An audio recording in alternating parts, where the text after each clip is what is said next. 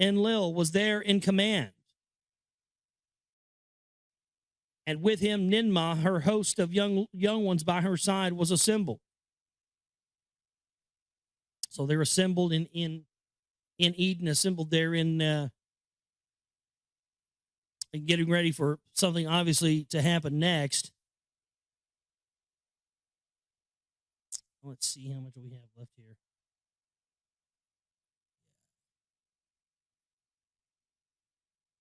All right. It says it in the Abzu where the heroes assembled under the gaze of Enki they stood. With Enki was his vizier Izimud. Nungul the pilot was there too. On Lamu, the heroes were assembled. With their proud commander Anzu they stood. 600 were on Earth, 300 on Mars were gathered. In all, there were 900. The words of Anu the king they all heard. Heroes of Nibiru, you are the saviors. The fate of all is in your hands. Your success shall for eternity be recorded. By glorious names you shall be called. Those who are on earth shall be forever known as the Anunnaki. Those who from heaven to earth came. So that what we refer to as heaven, we now know to be Nibiru. Those who are on Lamu, Mars, Igigi it shall be named. Those who observe and see shall they be. So saying that basically they've been, observing and watching the activities from their way station on Mars all of this time. Unbeknownst to us, that could have been that structure that guy found on Google Earth or Mars Google Images type thing recently. All that is required is ready. Let the gold start coming. Let Nibiru be saved. So the next part is now this is the account of Enlil and Enki and Ninmah. So this starts getting into the sort of the, twisted love triangle stuff here. But very interesting, again, the history of these people who allegedly came down. Again, I'm not saying I 100% agree with all this or think it's all true or anything else. But a lot of this stuff is just hard to deny. It's hard to ignore. And I see a clear pattern that has been set before us by these gatekeepers of the phony truth movement. And anytime I see somebody constantly saying, don't look at this, don't look at that, don't look at this information over here, it's always made me want to look at it more. Don't look at the Black Pope stuff. Don't look at the secret right. Just focus on the left wing, all that stuff. It always made me go, well, there must be something to it. If they're telling us not to look at anybody's insinuating don't look at some piece of information that could be helpful to attaining a better idea of the grand scope of the big picture, then it should be looked at. You can decide for yourself what's bullshit and what's not. You don't need somebody telling you that. I mean, I just get sick of that. You have to allow people to look at this stuff and determine for what themselves is for true. And again, that's why I've read all this stuff. That's why I read William Bramley. That's why I'm reading this. Because I felt like for the longest time of the show, I was just kind of making broad assumptions about things and dismissing certain things without really giving them a fair shake. And so that's what this is about. And that's why we're reading this. And I hope you enjoy it. I hope you get something out of it. I know I certainly do. I gain a greater knowledge, a greater understanding of the things I already know. A lot of this I've already known, but it's just the clarity of being able to see a much wider picture of it. So it really is, I think, enjoyable, and I think it is very, very vital in understanding. This is the stuff that we've got to understand before we can understand why this whole world system that we're up against is in place. It's all a result of this stuff, and the gatekeepers have been there to keep you from ever finding that. And keep you from ever asking those more crucial questions. But I think now we're in a time where by hook or by crook, the information, it's all around us all the time. But if we, really the choice is up to us. Are we going to choose to open our minds, open our hearts, open our consciousness, and try to receive the healing energy and the information that the Creator is trying to channel to us? We have to open ourselves up to this. Our destruction, our Savior, it's not going to come on a guy in a white steed or the man in a mythological, craft. It's going to come from inside of us. We are the saviors. We are the ones we've been looking for. It's up to us. That's what these different incarnations of Ea and Enki were trying to tell us, be it Jesus or any of the other ones, Quetzalcoatl, on and on, that we are them and they are us. And everything that we've been told they are capable of and God is capable of, we are capable of, because we are of that. And that's what they don't want us to know. And we just got to keep pushing for it. We have the power, not the people that run the banks and the people that run this criminal death machine. That's what it is, a gigantic mafioso criminal death machine. We are the ones with the power, not them. And that's why everything is designed to keep us restricted from that power and to keep us from knowing it. But knowledge is power. And that's what we have to continue on for. Let's get into where we left off last night of the Lost Book of Enki here. The last thing that we read, Heroes of Nibiru, you are the saviors. The fate of all is in your hands. That's where we left off last night. So we're going to pick up here on page 111 tonight, the Lost Book of Enki. Let's just jump right into it. Your success shall for eternity be recorded. By glorious names you shall be called. Those who on earth are shall...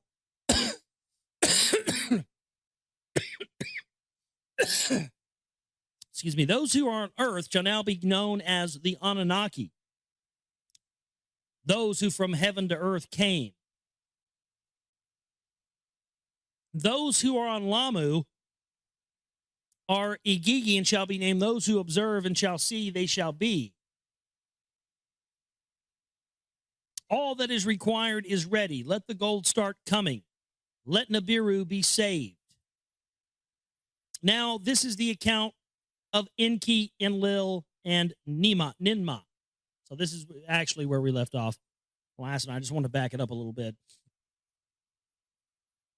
Their loves and espousals, and by their sons, their rivalries. The offspring of Anu were the three leaders, and they were all born by different mothers. Enki was the firstborn son. A concubine of Anu was his mother. Enlil was born by Antu, the spouse of Anu, who was born the legal heir he became.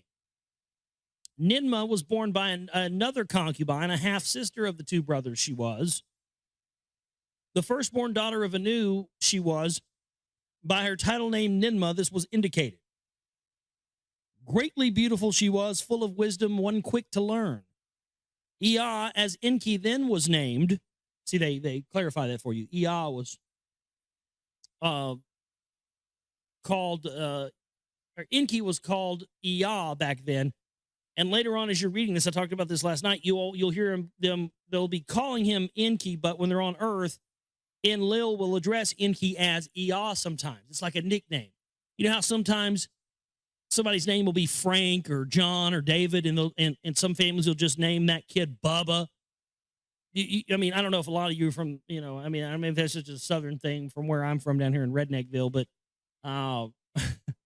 where I come from, people do that, Hey, Bubba. Hey, Bubba, get over here, Bubba. And they'll just call him Bubba's. It's kind of, that's what it is, So he refers to Enki as Ea. That's kind of like a childhood name.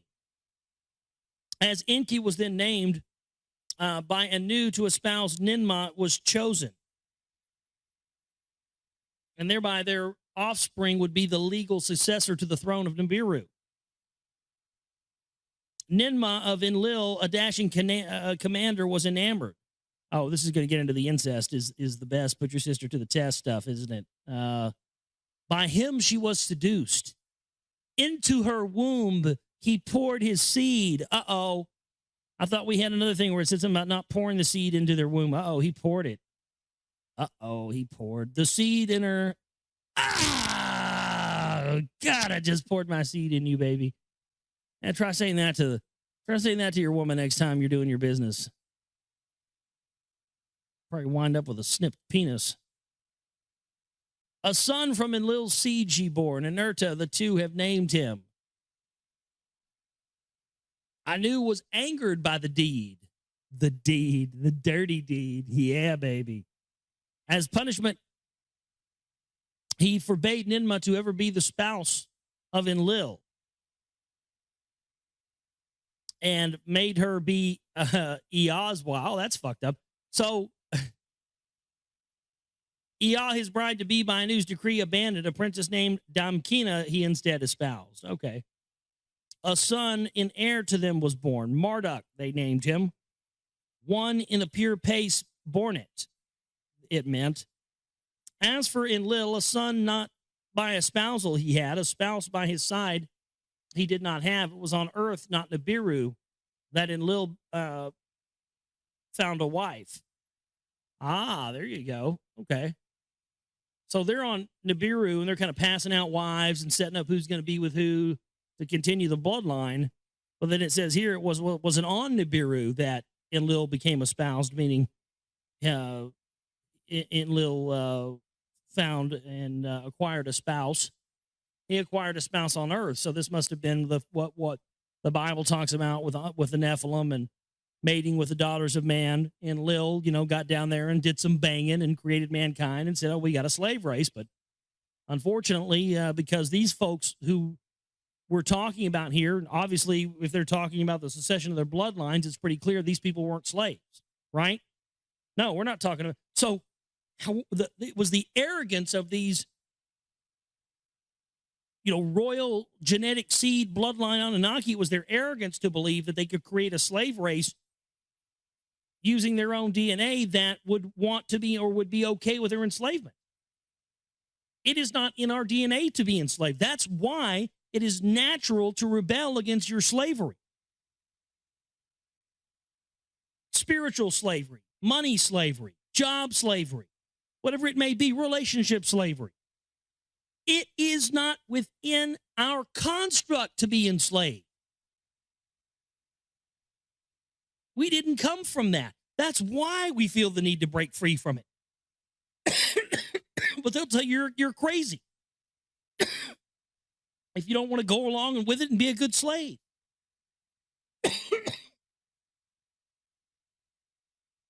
The account is one of rape and exile, a love that brought forgiveness, and of more sons that were only half brothers. On earth it was summer. To his abode in the cedar forest, Enlil retreated. In the cedar forest, Enlil was walking in the cool of the day. In a cool mountain stream, some of Ninma's young ones that were assigned to the landing place were bathing. By the beauty and grace of one, Sud was her name, Enlil was enchanted. To his cedarwood abode, Enlil invited her. Oh, it's getting hot now. Oh, yeah. Here we go. We're going to get into some hot Sumerian text for you tonight here. Oh, yeah. It's going to get hot. To his cedarwood abode, Enlil invited her. Come partake with me in the elixir of Nibiru's fruit that grew here. To her, he said. Sud entered Enlil's abode, and he gave her a cup of elixir. Oh, what's in that elixir? Sud drank, Enlil drank it too. To her, Enlil, of intercourse he was speaking. Whoa, shit! Enlil is a pimp. P-I-M-P. The dude doesn't waste any time. So he rolls up on and sees this chick playing in the water. He ain't there 2 seconds. He's already inviting her back to the cedarwood abode. He hands her a cup of an elixir, and she doesn't even take more than a couple sips off this, and dude's standing over there with his cock out. Well, what do you think about it, baby? Are we going to have intercourse or what? Jesus Christ, slow down, dude. We get to know each other first before you go right into just, bam, cock is just out. No wonder humans are a bunch of fuck crazy maniacs. All we do is, Can I fuck it? No. Can I eat it? No. Can I kill it? No. Well, then I'm bored with it. Fuck it. I mean, seriously.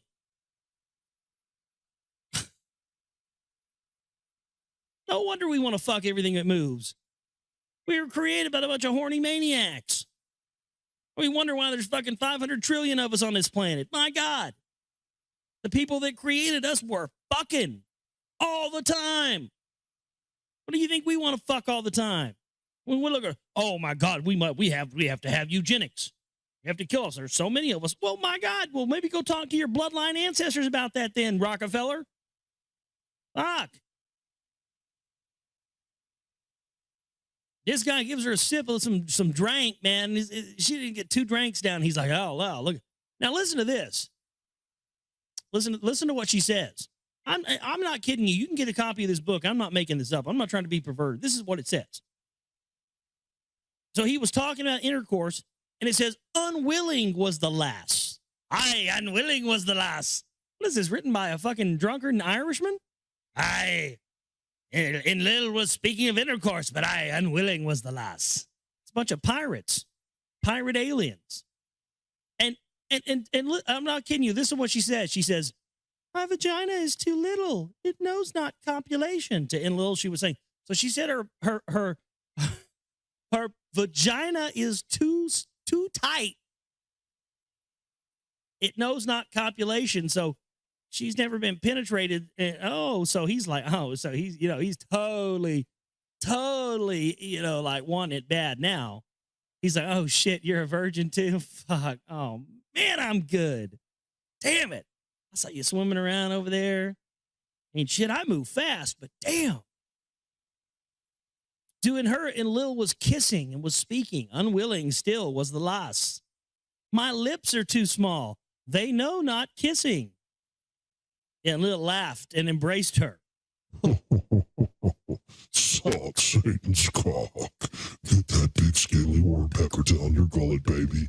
You're gonna like it. Oh, yeah. Oh, kiss it, yes. Oh, that's what I like. Oh, Enlil likes that. You didn't know that Enlil was also Lucifer, did you? Suck Satan's cock, baby. His semen poured into her womb. This is dirty. Triple X Sumerian text. No wonder they don't want us reading this stuff. 5,000-year-old porn etched into rocks. Who knew, right? I sure as fuck didn't.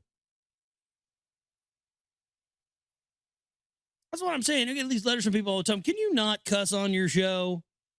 I want to allow my little kids to listen to it. This is an NC-17 show here for that reason.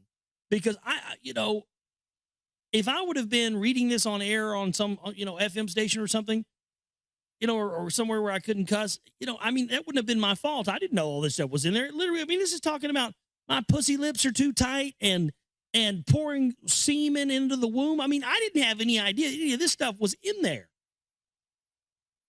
I'm sorry. I know I'm sure there's people out there that want to allow their kids to hear this information, but sometimes this stuff. That's what I don't know. You gotta let kids be kids. Get them. I understand it's important. Also, you want to start teaching these kids at a young age, but I'm just saying, man. Sometimes this stuff gets into dirty territory. It's not necessarily just me, up here ranting and raving and using cuss words all the time. My goodness. Every other page, somebody's pouring semen into somebody's womb, or like the other night, biting somebody's cock off and then puking up blood, and there's, tight vag and stuff in here. This shit is fucking filthy. But guess what? You know what's funny about it all? This is where all the teachings of the Lord came from, ladies and gentlemen. Yes, it is. Yeah. That's why they're trying to tell you, sex is sin and the devil. Don't have sex. That's why they do that. That's why those Christians do that. It's of the devil. Yeah, because they don't want you to know where we came from. Everybody knew our ancestors were a bunch of, fuck crazy maniacs just going through the galaxy, fucking everything they get their hands on. Look down there. They got some life forms. Let's see if we can go down there and fuck them. Take me to your leader. We are here to fuck your women. They were just horny guys just flying around in sky chariots going down and going, yes, we're gods. Yes, bow to us. Yeah, I'm a god. Yes, I am your god. And never do anything that says anything bad about your god. Always make sure that your God comes first. Don't have sex. Don't do anything like that. No, no, no. Also, yeah, do you have anything I could fuck, by the way? Thanks. Yes, I am your God. Bow to me. Now give me something to fuck. That's pretty much what these guys sound like these guys went around doing. I mean, it's totally out of control.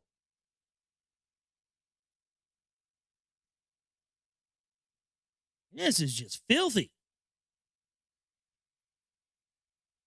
To Ninmah, Sud's commander, the immoral deed was reported.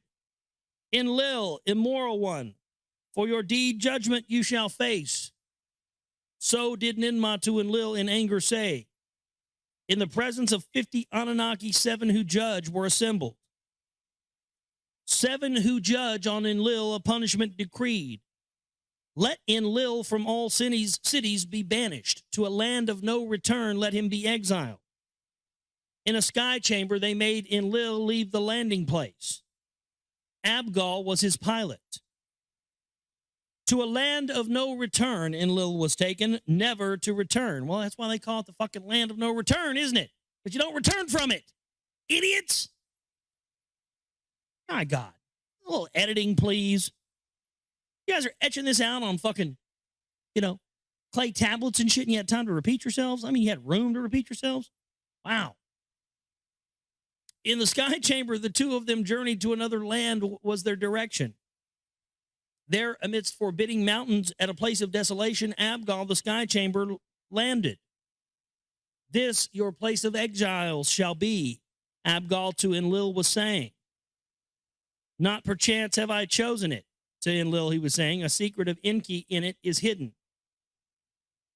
In the nearby cave, Enki 7 weapons of terror has hidden. Also, he hid 7 nuclear weapons in there. Oh, that was smart. This guy's going around banging your half-sister, getting her pregnant, and, you want to give him nuclear weapons? Again, we have to start coming to grips with the fact that it could be possible that the people that we think are gods were very smart. Just as dumb and irrational and as any of our elite leaders are today, it sounds like, doesn't it? Kind of bumbling their way through things. Everything's new.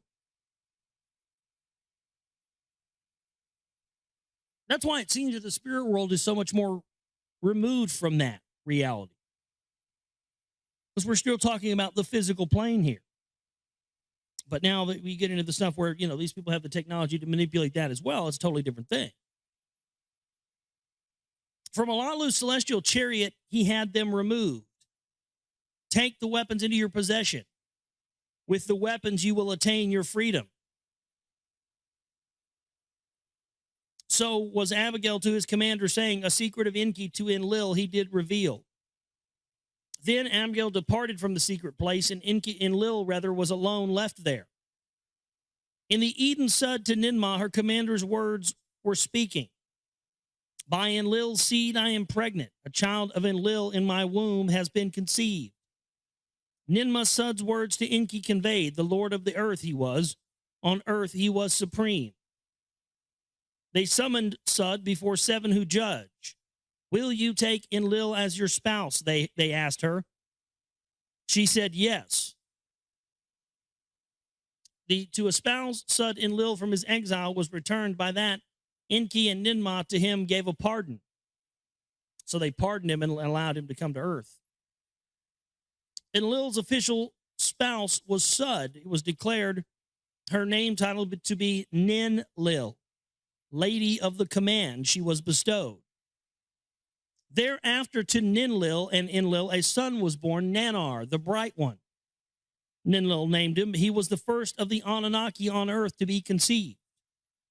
One of Nibiru's royal seed on an alien planet was born. It was after that Enki to Ninmah was speaking. Come be with me in the Abzu. In the midst of the Abzu, in a place of pure waters, an abode I have established. With a bright metal, silver is its name. It is embellished. With a deep blue stone, lapis lazuli, it is adorned. Come, Ninmah, be with me. Your adoration of Enlil to be abandoned. So he's saying, okay, he's now, Now you've banged my brother. You shit out one of his kids. Now, make it fair. And let's get some double incest going on over here and come back to my abode. Let me hit it too. And, pour the royal water in you and we'll just have us a whole little clusterfuck here. No wonder the people that run our planet are sick, incestuous, inbreeding bastards. Sounds like that's what these fuckers were. No wonder our elite interbreed and do all this stuff. My God, this is why. That's why everything in our realm on this earth is a blueprint that was taken and done somewhere else on another planet and transplanted here. Again, that's the answer to the question of why humans are the only thing on this planet that just doesn't fit. Because we were planted here by a bunch of fucking inbred, disgusting idiots, it sounds like. No wonder we got a bunch of inbred, disgusting idiots running this planet. Hello? Everybody figure that out now? My goodness. I'm glad we figured that out. I'm glad we now know where the source of this comes from. It all makes sense to me now. No wonder these fuckers are like this. Sick. Enlil spoke loving words to her of how he intended, of what he intended for her. He spoke sweet words. You are still my beloved, he said to her. He embraced her and kissed her, and she caused his phallus to water. She caused his phallus to... Oh, shit. He starts like, oh, fuck, stuff's coming out of it. We haven't even done anything yet. Oh, my God. Enki, his semen into the womb of Nimma poured. Give me a son. Give me a son, he cried out. Damn, that's fucked up. Like this dude's like, pounding away and like he's rolling dice or something, Give me a son. Give me a son. Bet I'll six. Bet I'll six. Fuck, you rolling dice over there, dude? These people are fucked up. She took the semen into her womb. The semen of Enki impregnated her. Pastor Hage. One day of Nibiru was a month of Earth time for her. 2 days, 3 days, 4 days of Nibiru, like months of Earth they were. 5 and 6 and 7 and 8 days of month were completed. The 9th count of motherhood was completed. Ninmah was in travail. To a child she gave birth. The newborn was a female. On the banks of the river in the Abzu, a daughter to Enki and Ninmah was born. Enki, by a daughter, was disappointed. Kiss the young one, to him, Ninmah said. Kiss the young one. Enki to his vizier Ismid said, I desired a son. A son by my half-sister I must have. Again, he kissed Ninmah by her loins and grabbed her. His semen into her womb. Again, he poured. God damn, he didn't even wait. She just shits one out. He walks over there and goes, I wanted a son.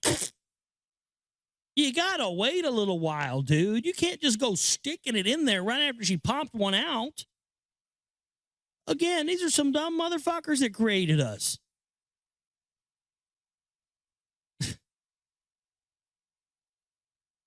You gotta wait, dude.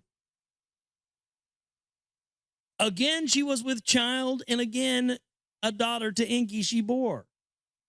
A son by you I must have. Enki cried out to her again. Ninmah he kissed again. Thereupon Ninmah against Enki a cursing tittered.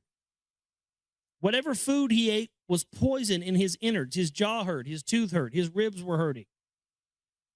Izimud the Anunnaki summoned to Ninmah for relief, they were pleading. To distance himself from Ninmah's vulva, Enki was raised, he raised his arm and swore. One by one, she and his ailments removed from his curse, Enki was freed.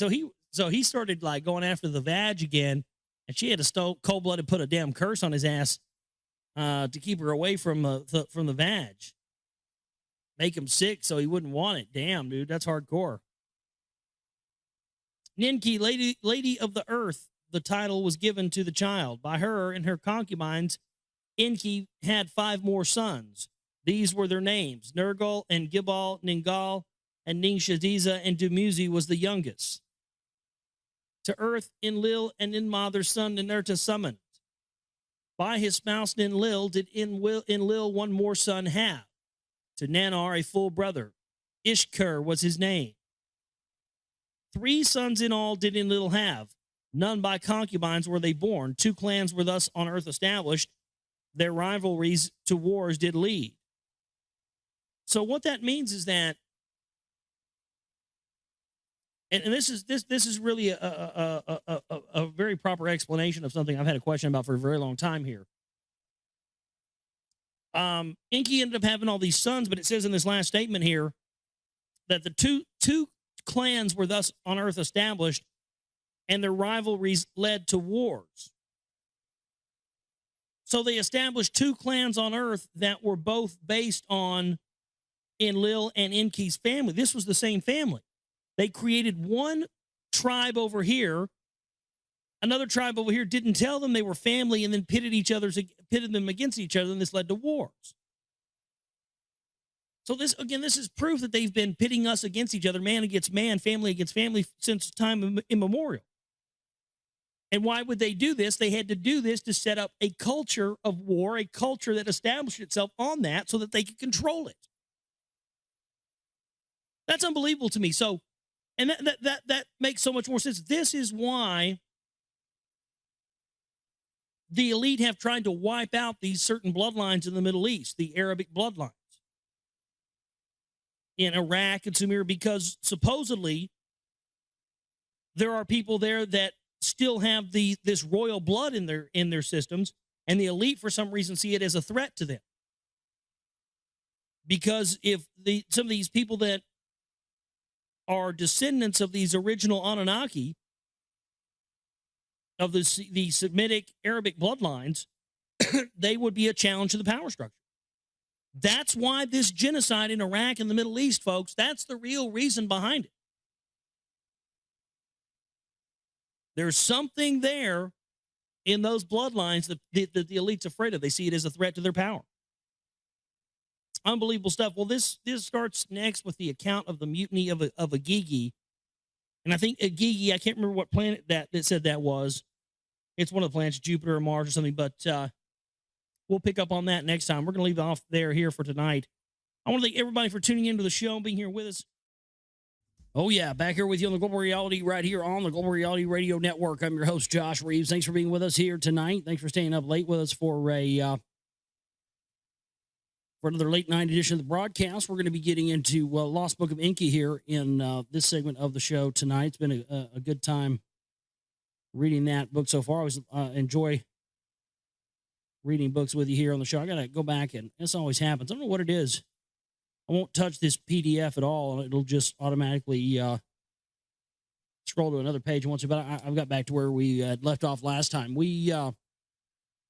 Now where we're getting into now is the account of the mutiny of the Agigi, and as we've established in our previous readings, the Agigi is the name for the people that were brought to Nibiru, to Earth from Nibiru, and were put in charge of mining the gold, and essentially started to revolt because they felt that the labor was too heavy and they couldn't get all the gold mined. So allegedly, this is why the Anunnaki created mankind as a slave race to mine the gold for them.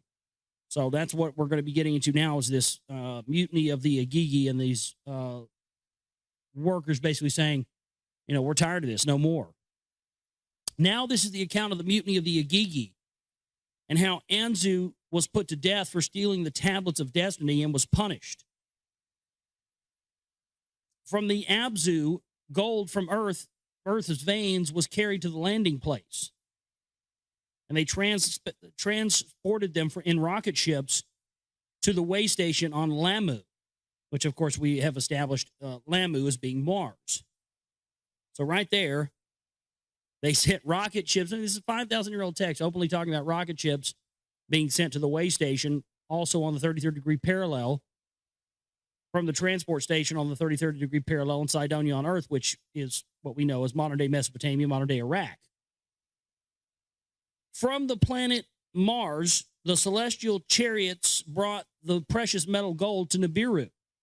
On Nibiru, the gold was fashioned into the finest dust, and it was employed to protect the atmosphere.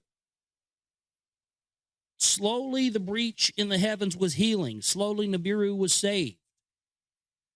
In the Eden, and here, of course, Eden is Edin, but we know it to be the same thing as what we know in biblical text as Eden, Eden.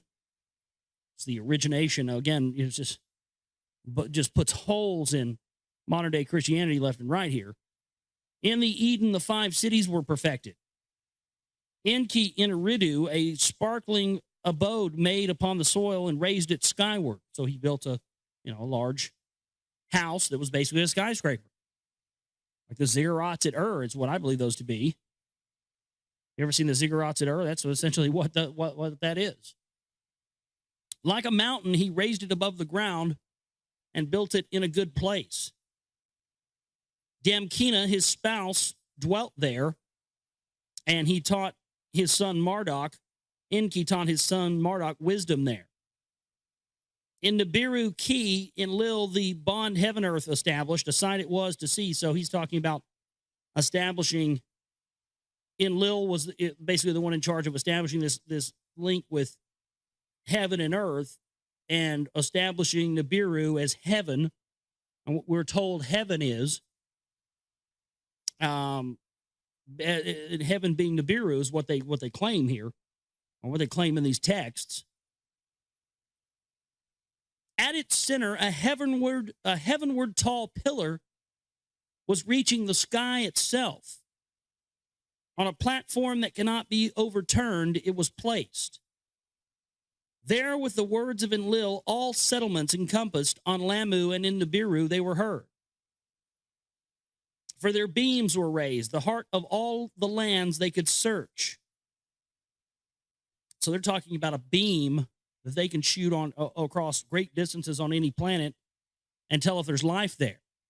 Its eyes could scan all the lands, its net unwanted approach impossible made. In its lofty house, a crown-like chamber was the center. To the distant heavens it peered. This is like setting up the Watchers. This is where the term the Watchers came up. They had a beam that could look over everything and a tower that was up and into the heavens.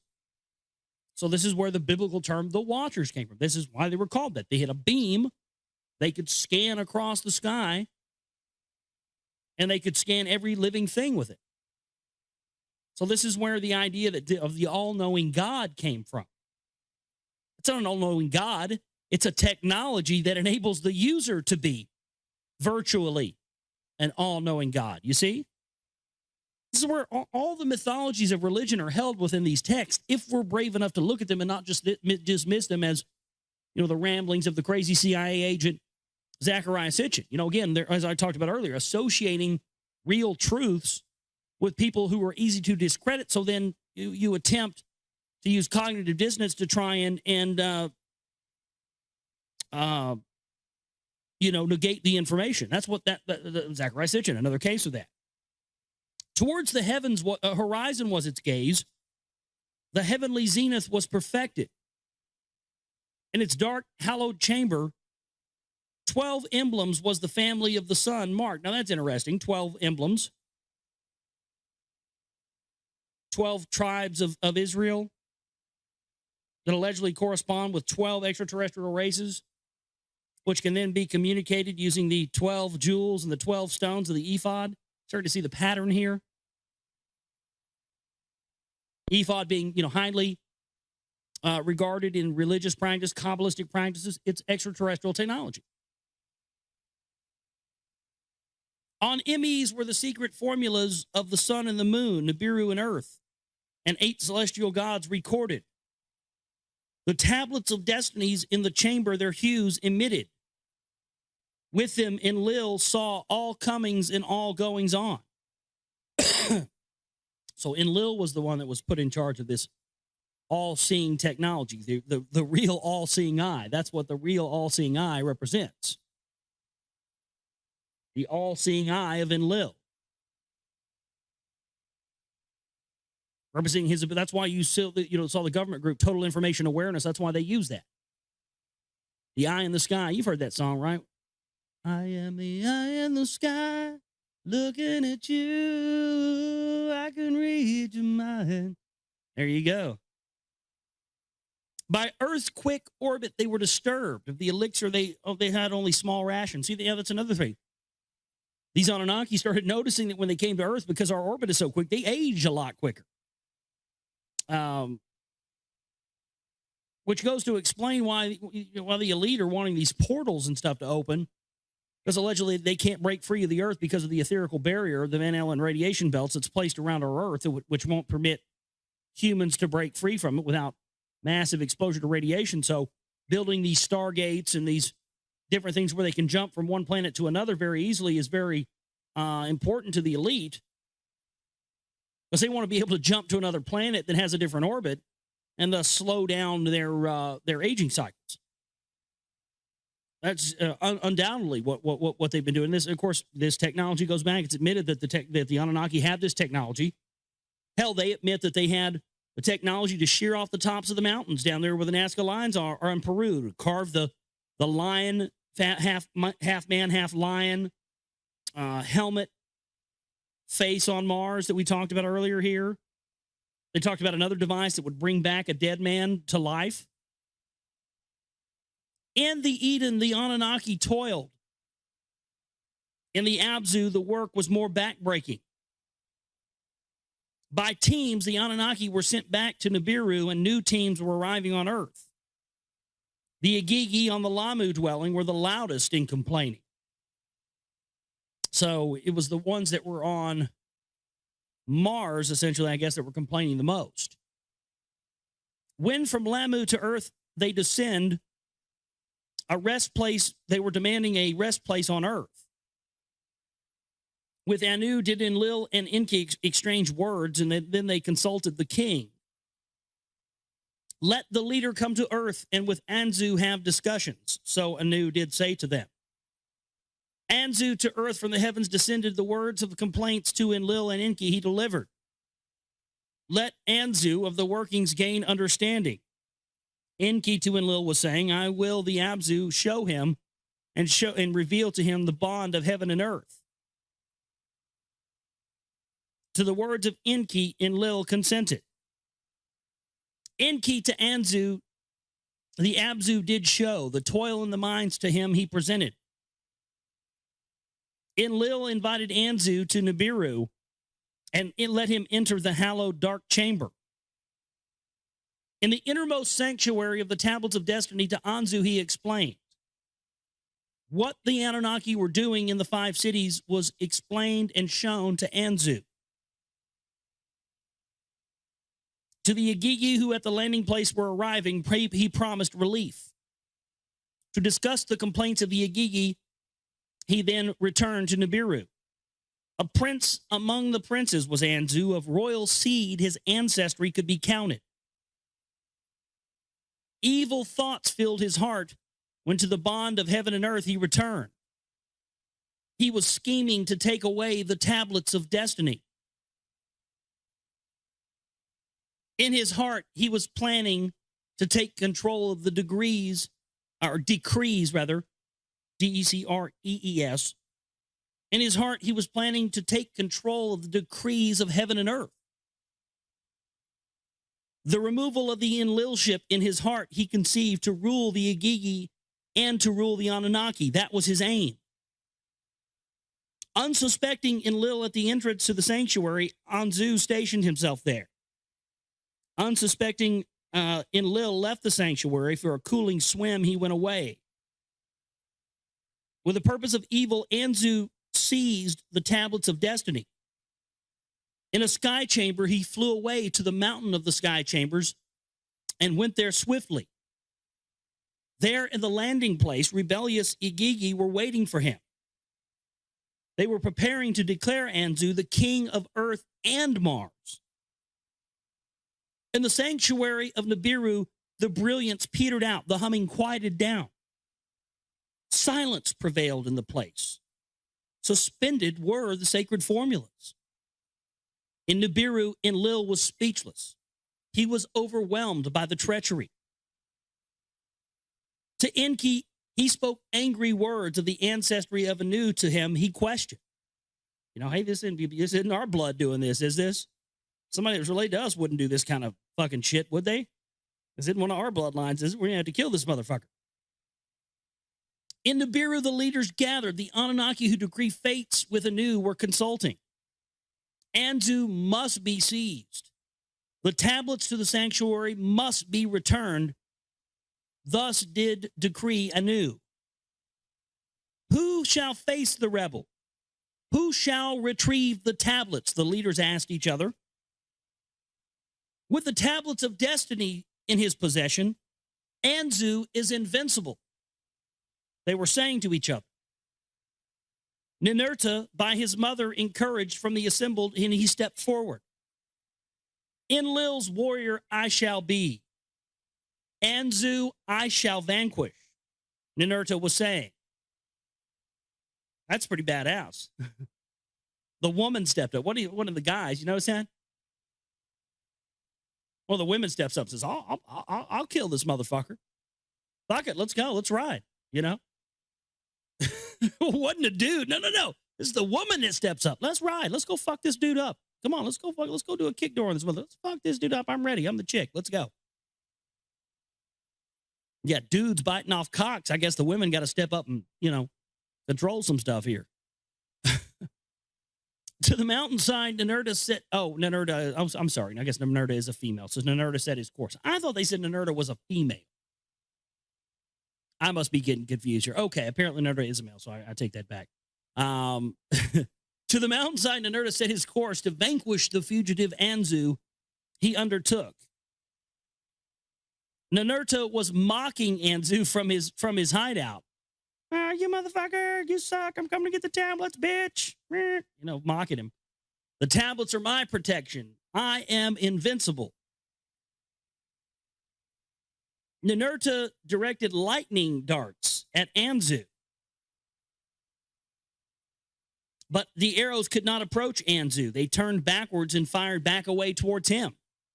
The battle was stilled. Ninurta's weapons Anzu did not vanquish. Enki then to Ninurta gave counsel. With your whirlwind, stir up a storm. Let the dust cover Anzu's face. Let the wings of his skybird ruffle. So this is, ruffle the wings of his skybird. And again, they're using the terminology of a skybird as a ship. This is a space battle. And they're using weather warfare weapons and changing the weather and, basically exploiting the territory of Earth as their weapon. Sound familiar? Wonder where these guys in charge got it from. Oh, here you go. For his son Enlil, he fashioned a mighty weapon. It was called a Tilu missile. To your stormer weapon, attach it. When wing to wing near at Anzu, shoot it. Thus did Enlil his son Ninurta instruct. When wing to wing were near each other, he let the missile fly as fast as lightning. Again, Ninurta in his whirlwind soared, and Anzu against him in his skybird rose to the challenge. Wing to wing, Anzu in anger shouted, this battle will be your destruction. Ninurta followed the advice of Enki, and with his whirlwind, he created a dust storm. The dust covered Anzu's face, and the pinions of his skybird were exposed. Into their midst, Ninurta let the missile fly loose, a fiery brilliance of Anu's pinions engulfed. Like butterflies, his wings began to flutter to the ground. Anzu came falling. The earth shook. The skies became darkened. Well, why do you think that is? He shot a nuclear weapon at his ass. The fallen Anzu Ninurta made captive, and he retrieved the tablets of destiny from him. From the mountaintop, the Igigi were watching. When Ninurta came to the landing place, they trembled and kissed his feet. Ninurta, the captive Abigail and Anunnaki, he set free. To Anu and Enlil, his victory, he announced. He then returned to Nibiru, and in its innermost chamber, he reinstalled the tablets. Once again, the brilliance therein returned. The hum of MEs in the tablet were restored. I don't know what this MEs is. This hum of something of MEs and figure out what that is. ME. Anybody out there know? Send me an email. Before the 7 who judged Anzu, a judgment was taken. Enlil and Ninlil, his spouse, Enki and his spouse Ninki, the one beforehand as Demkina was known. The sons of Nanar and Marduk were there. Ninmah was also in the judging. Ninurta spoke of the evil deeds that there were no justification for. Let death be the penalty, he said. The Agigi were right by complaining. A rest place on earth they do need. Marduk in counter argued, by his evil deed, all the Anunnaki and Agigi and Anzu did in danger, Enlil said. Enki and Ninmah with Enlil agreed. The evil must be extinguished, they said. To death by execution, the 7 judged Anzu. With a killing ray, a laser beam, Anzu's life was extinguished. Let his body to the vultures be left, Ninurta said. Let him be buried on Lamu, Mars. In the cave next to Alalu, let him be laid to rest, Enki was saying. From the same ancestral seed the 2 of them were. Let Marduk the body to Lamu carry. Let Marduk there as commander stay. So was Enki to the judges suggesting, let it so be, Enlil said. Now, and so that's it. There you go. So they judged him and they buried him there on Mars, where the other one was left. So that's the end of that. And wow, more interesting stuff there. And again, this whole idea, and why we're reading this whole thing about this Lost Book of Enki, what it's supposed to be, for those of you who may have just been tuning in and just now hearing me read this, what's so fascinating about it is that it's a pre-history. It gets into the whole history of the bloodline and the genealogy of the people who came from wherever, Nibiru allegedly, to Earth and created mankind. And supposedly what we see now, the reason for this, why this has been kept away from us, and why Enki felt that mankind needed to know this information, so that we could truly know who we are, where we came from, and all the basis for all these phony religions and all religions of the world are based on the restriction of this knowledge. So I'm glad that we're reading this and getting into this on air. It really is a good read. What was not conceived of was the unrest by the new coming Anunnaki who in the Abzu toiled. Okay, that's where we left off. Truth be said, Enki, to what was brewing, heed was not given. So they're saying that, the Anunnaki who were sent to Earth to mine the gold were getting, they were getting tired and restless. They were mad because, they were essentially given a death sentence coming to Earth. Because Nibiru has such a long orbit, what is it, 3,600 years or something like that. So each one of their years, which they refer to as a shar, S-H-A-R, shar, a shar on Nibiru, one travel around the sun is 3,600 years. So, these people are used to living, we go once around the sun every day. So they're coming to Earth and, they're reaching old age at a much faster pace, and it's not allowing them to keep up. So they need something that, they basically are getting ready to revolt because nobody's listening to their ails. No, and that's what it's saying here. No, Abzu was not paying attention. Of the differences between on what is on Earth and what else in Nibiru appeared, and he wished to learn how the maladies of Earth cycles and the atmospheres were caused. He wished to uncover. In the Abzu, by the gushing waters, a wondrous study place he erected. With all manner of tools and equipment, he furnished it. House of Life, he called its place. And to his son, Ningishida, he invited. Sacred formulas, tiny MEs, the secrets of life and death possessing they shaped. Absorbed in Enki was those studies. And it was among the Anunnaki, he noticed the brewing of the unrest. First to notice the trouble was Ninurta, a lessening of gold ores he had discovered. By Enlil, Ninurta was explaining what was going on. Unbearable is the toil, Ninurta was saying. Ninurta said this to his uncle Enki. Let us summon Enlil, Enki said. Enlil arrived in the Abzu, in a house near the excavations he was stationed. Let us unnerve Enlil in his dwelling, the mine-working heroes shouted. Of the heavy work, let him relieve us. Let us proclaim war with hostilities. Let us gain relief, others shouted. The Anunnaki in the excavations, the words of incitement heeded. To their tools they set fire. Fire to their axes they put.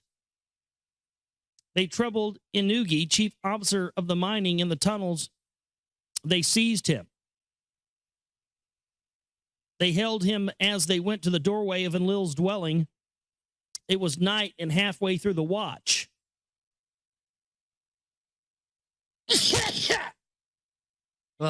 me. Sorry about that. I felt it coming. Enlil's dwelling was surrounded. They had their tools held as torches high in the air. Kalkal, the gateway's guardian, bolted the door and aroused Nusku. Nusku, Enlil's vizier, roused his lord, got him out of bed, and said, "My lord, your house is surrounded by battling Anunnaki." Enlil summoned Enki to his presence. What do my own eyes see? Is it against me that this thing is done? Thus was Enlil to them, saying, who is of the hostilities? Who is the instigator of these hostilities? Who's the one that is trying to get this going here? Who's responsible for this? Thus Enlil was saying to them, who is the instigator of these hostilities? Every single one of us has these hostilities, the Anunnaki declared. The toil is excessive. Our work is heavy. The distress is great. The work is causing the trouble. Enki to Anu was saying, the lamentation is heavy. Every day the complaints we hear. The gold must be obtained, Anu was saying. The work must continue. Release Anugi for consolations, Enlil to the hostile Anunnaki said. Anugi was released to the leaders, and he said, ever since Earth's heat has been rising, the toil is excruciating and unbearable to us. Let the rebels return to Nibiru. Let new ones come in their steed. Their steed is their ship or their chariot or whatever that's what they refer to as their ship. Perchance you can fashion new tools, Enlil said to Enki. For the Anunnaki heroes to avoid the tunnels. Let us summon my son, and that they make reference to these tunnels. As if they found tunnels that were already existing that were under the ground. See, as if the inner earth, world was already there prior to the Anunnaki coming to the earth. That's where they reference that a couple of times, and you don't ever see people really key in on that. I've noticed this a couple of times since I've been reading this, that they reference when they were digging into the earth to find the gold, they found all these massive tunnel systems under the earth, and they had to find a way around them. So I think that goes a long way towards this idea that, the whole inner earth thing was there long before there were humans on the earth. Let me summon my son Ningashita and take counsel with him.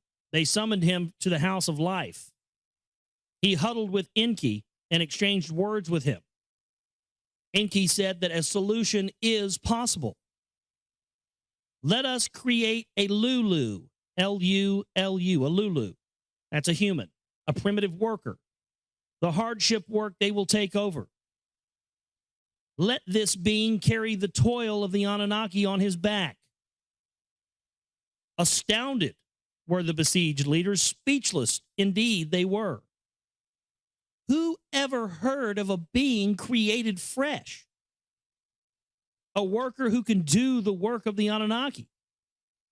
They summoned Ninma, one who of healing and succor was much knowing. Enki's words to her they repeated. Who ever heard of such a thing? To her they asked. The task is unheard of, she said to Enki. all beings have a seed from which they have descended. So that's an interesting conundrum there, isn't it?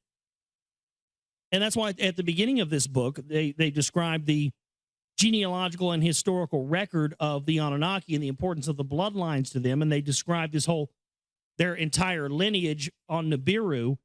And that was a very interesting sort of capsule thing to look at, because it tells us 100% why the importance of the bloodlines is there for the elite running Earth today.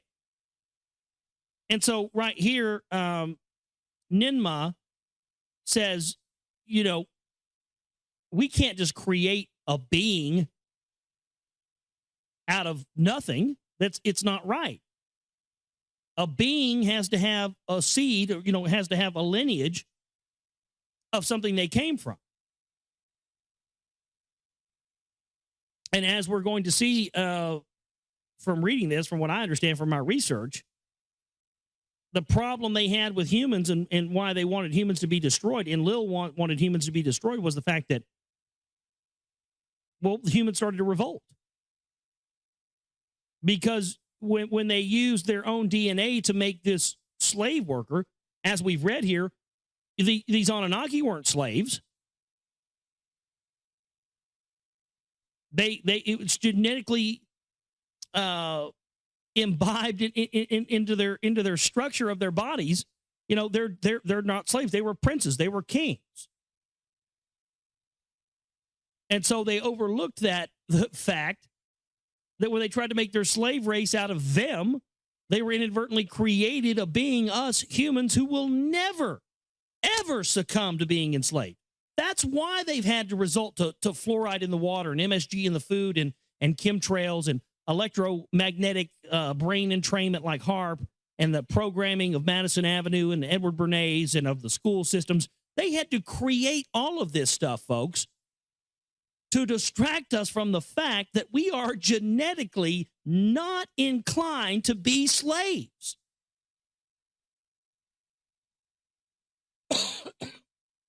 And so each and every one of you out there, from now on, in your daily life, when you're doing your slave job or whatever it is, always remember, never forget that you are not designed to be a slave.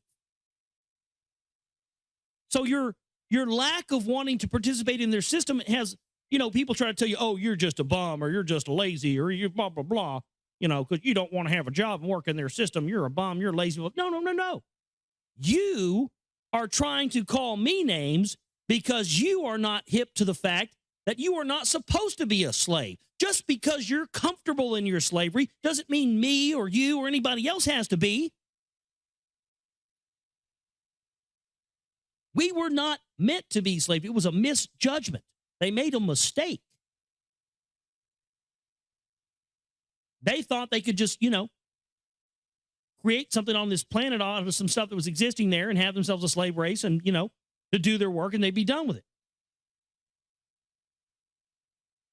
But it was a big time error in judgment on their fact, and we see that from their other history of what we've read. And this is why Enki, who was also what y'all wanted. These texts that we're reading, the Lost Book of Enki. For those of you that don't know,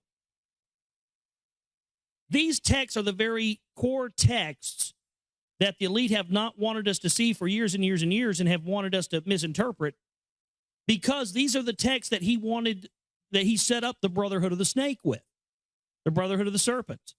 This is the stuff that mankind is supposed to know. And the reason we're supposed to know this is we're supposed to know that our true ancestors made all of the mistakes, nuclear war, they killed their planet, they made all these mistakes with technology, warfare, they wiped out most of their planet with nuclear weapons. And Enki says at the beginning of this that the reason he's having the person scribe this and write it down and put it there for mankind is so that mankind can find out what their forefathers did. And so, since we are from them and from their DNA, we have a very good chance, and of course, more than a chance, it's here, of going down the same road that they went down. But if you have this information and you can keep our planet from going down the same road these Anunnaki went down allegedly, then their whole system comes crumbling down, doesn't it? This is why the priest class and the Vatican and the Jesuit order and all this stuff were created. To give people bullshit stories and not give them the context about things that could change the whole course of human history just by knowing and understanding them. This is our calling here. They are telling us, look, don't go down the same route we did. Don't do what we did to your planet. And this is why people have, tried to downplay this text and try to get you to not look at it and hear it. Well, that's why we're reading it on the air, because no more. You are not supposed to be a slave, and you should never feel bad about not succumbing to someone who wants to enslave you, be it emotionally or financially or anything else. All beings have descended from a seed, one being from another over eons to develop us. No one ever came from nothing.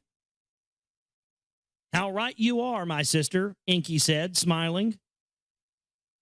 A secret of the Abzu let me reveal to you all. The being that we need already exists. All that we have to do is put on it the mark of our essence. Thereby a Lulu, a primitive worker, shall be created. So Inky did say to them, let us hereby make a decision and give blessing to my plan to create a primitive worker by the mark of our essence and fashion him. So that looks like that's the end of tablet number 5. Let me scroll down here. Yeah, and this is the synopsis of tablet number 6. We're going to be reading some of that here for you. To the incredulous leadership, Inky reveals a secret. In the Abzu, there roams a wild being akin to the Anunnaki. By augmenting its life essence with that of the Anunnaki, it can be upgraded to be an intelligent primitive worker. Now, these parts, now this is the key thing that people need to understand.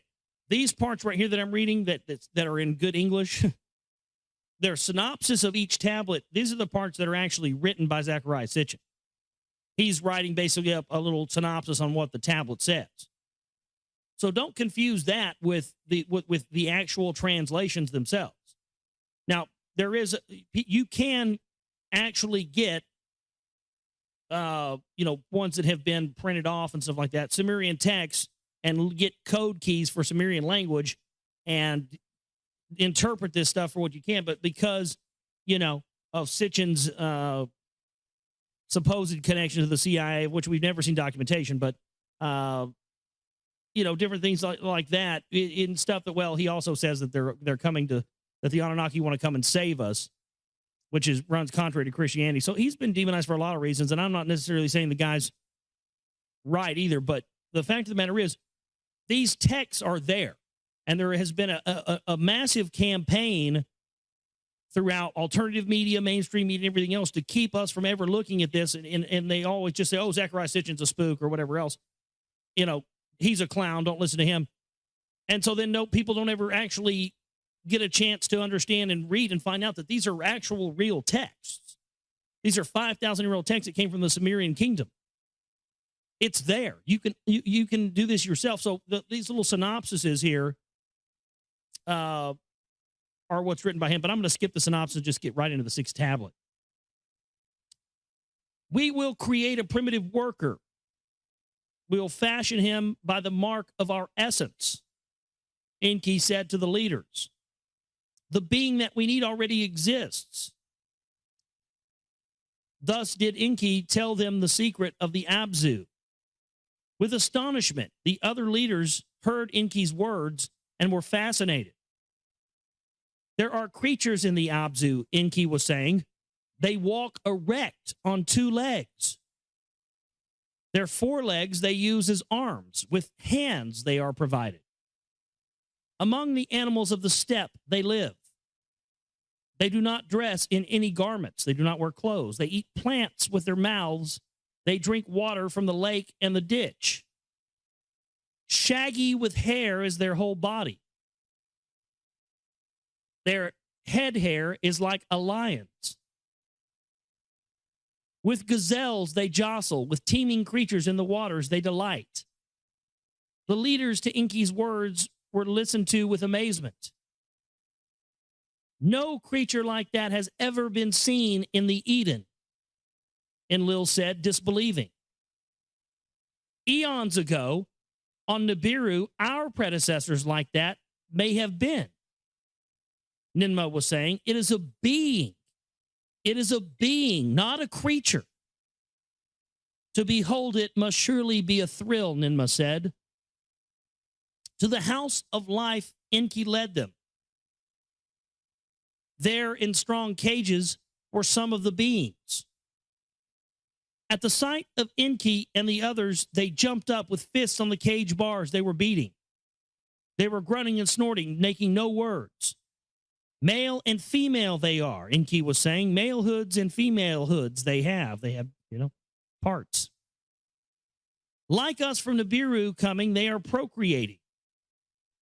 Ningashita, my son, their fashioning essence has tested. Akin to ours it is. Like two serpents, it is intertwined. Right there. So the essence, that's why he said we had to give them add our essence to them. So when they refer to essence, they're talking about DNA. Because he says, just like ours, it is entwined like two serpents. That's why in the ancient Sumerian different buildings and stuff and structures that you see the caduceus there for the first time. That's what that represented. When their life essence and our life essence is combined, our mark shall be upon them. A primitive worker shall be created. Our commands he will understand. Our tools he will handle. He shall perform the toil in the excavations. To the Anunnaki, in the form of the Abzu, relief shall come. So with enthusiasm, Enki was saying, with the excitement of his words, and Lil was hesitating. This matter is one of great importance. On our planet, slavery has been abolished long ago. Tools are the slaves, not other beings. So you see, they're having problems with this because, they know slavery's not right. They know they're not slaves. So, they're having a sort of moral conflict here of making another being, enslaved, which well, with good reason, you should always be against enslaving another being of any kind. A new creature, non-existing, you wish to bring into being. Creation in the hands of the Father of all beginning alone is hell. See, they're saying, no, we can't play God. But that's exactly what they did. And these fuckers just went around all over the planet setting up shop, telling the poor people of Earth they were gods. And giving them some technology. I mean, all the religions of the world are based on this. So Enlil, in opposing, was saying, stern in his words, Enki said to his brother, not slaves, but helpers is my plan. We want, it sounds like New World Order speak, doesn't it? Oh, no, they're not slaves. They're helpers. It's not a draft. It's a mandatory service. Nice doublespeak there. Nice to see the doublespeak goes back, longer than just our civilization. The doublespeak and Machiavellianism is nothing new. It's been around for a very long time. Not a new creature, but one existing more in our image will be made, Enki said. With a little change, it can be achieved. Only a drop of our essence is needed. So only a drop, only a little bit of our DNA is, that's what they thought. That's what they thought. They thought that only a little bit, but what they found out is to get what they really want to get a really good one, they had to use the most of their DNA. And what they ended up doing was they ended up using the most of their DNA with the white-skinned people that were found in the Caucasus Mountains region. And those became the Caucasoids, and those were the ones that were made with the most Anunnaki DNA. And since they were white, those are the ones that were put in positions of kingship. And to this day, that's where the whole origins of white power and white supremacy and all that stuff come from, because they believe that because they were made with the most essence of the gods, that's why, you know, the divine right to rule for white people is there. That's honestly, that's where it comes from. That's the root of it. A grave matter it is. It is not to my liking, Enlil was saying. It is against the rules of planets. By the rules of Earth, coming to it was forbidden. To obtain gold was our purpose. To replace the father of all beginning, it was not. So we came here to get gold. We didn't come here to become God. After Enlil thus had spoken, Ninmah was the one to respond. My brother, Ninmah said to Enlil, with wisdom and understanding has the father of all beginning endowed to us. To what purpose have we so been perfected, unless it is to make use of it? With wisdom and understanding, the creator of all has filled our essence. To whatever using it we are capable of, is it not that for which we have been destined? With that which in our essence was granted, tools and chariots we have perfected. Mountains with terror weapons we have shattered. Skies with gold we are healing. So was Ninurta to his giving birth mother, saying, let us with wisdom fashion new tools, not create new beings. Let by new equipments the toil be relieved, not by slave beings. Where does our understanding lead us? Does it lead us to that which we have been destined? What knowledge we possess, we cannot prevent its use. Destiny indeed cannot be altered. From the beginning to the end, it has been determined. To them, Enlil was saying, destiny it is, or fate it is. That to this planet we have brought no gold from the waters. To put Anunnaki heroes excavating the toil a primitive worker created to do its planning. My kinfolk, is the question. So they're saying, you know, is it destiny or is it fate? Because, you know, the Anunnaki are saying, we believe that everything that is supposed to happen is going to happen. But how do they know if it's destiny or if it's fate for them to create the slave race? I think it would be very realistic from our perspective right now today to say that it was destiny, wouldn't it? Is it from the beginning ordained, or is this coming about from us choosing it? See, it's a quandary. It's a philosophical quandary, because they're saying, you know, by us creating this new people, we're going to change the whole face of everything, of the whole universe. For the first time, we're going to create that's why we have so many questions. That's why we don't know where we came from. We haven't been allowed to know where we've come from. Because according to the Anunnaki, everything else in the universe, every other creature in the universe knows full well where their species originated from, but we don't. And so they're saying, you know, is that destiny? Is that fate? If we make it happen, then it's fate. It's not destiny. So it's a philosophical quandary. They decided to put the matter before anew, and they presented the council, the matter before the council. The elders, the savants, the commanders were all consulted. Long and bitter were the discussions of life and death, fate and destiny. Can there be another way to obtain the goal? Survival is in danger. If gold must be obtained, let the being be fashioned. The council decided. So it shows you here that, you know, sort of the regular people on the ground of the situation were having, you know, philosophical quandaries about whether or not they should do this genetic manipulation or not. But of course, much of the same way as it is on Earth, they went and took it before, you know, the high council. The high council says, yeah, fuck it, do it. You know, do whatever you're going to do. We've got to achieve our master plan. So who gives a fuck if we mess up the natural order of things? Create a fucking being, get the fucking gold. Let's go. Let's do this right now. What are you waiting for? Go, go, go. Don't ask questions. Do it. Sounds familiar, doesn't it? Let Anu forsake the rules of planetary journeys. Let Nibiru be saved. From Anu's palace, the decision to Earth was beamed. It delighted Enki.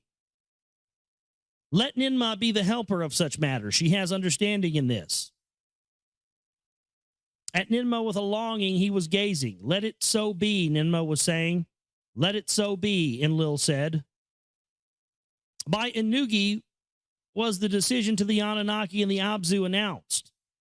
Until the being is achieved, to the toil willingly you must return. So they said, hey, that's fine. We'll build you guys a new fucking slave race, but your asses are going to have to get in there and mine that gold till we get this shit done, you know. We can breed enough of these fuckers to take over. And so they were like, all right, we won't rebel. So there was disappointment, but rebellion there was not. To the toil, the Anunnaki returned. And the House of Life in the Abzu, how to fashion the being Enki to Ninmah was explaining. So he starts talking to his sister Ninmah about how they're going to create the slave race and how they're going to do it and the technicalities of it. So, all right, let's get into the Lost Book of Enki for you here tonight. We left off last time. We're going to just read about a sentence back here. They were was about to be a rebellion, a revolt of the Anunnaki that were mining the gold, and they returned to the work in exchange for the agreement for Enki to create a slave race. So he started explaining to Ninmah how he was going to do this. So that's where we're picking up tonight. To a place among the trees, he directed Ninmah. It was a place of cages. In the cages, there were odd creatures, the likes that no one had ever seen in the wild. 4 parts of one kind they had, hen parts of another creature they possessed. Creatures of 2 kinds by their essences combined to Ninmah, Enki was showing to her. They returned to the House of Life,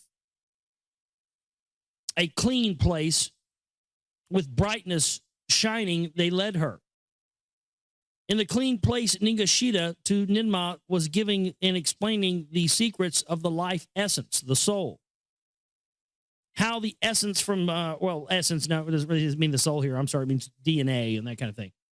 How the essence from 2 kinds of creatures can be combined, he was showing to her.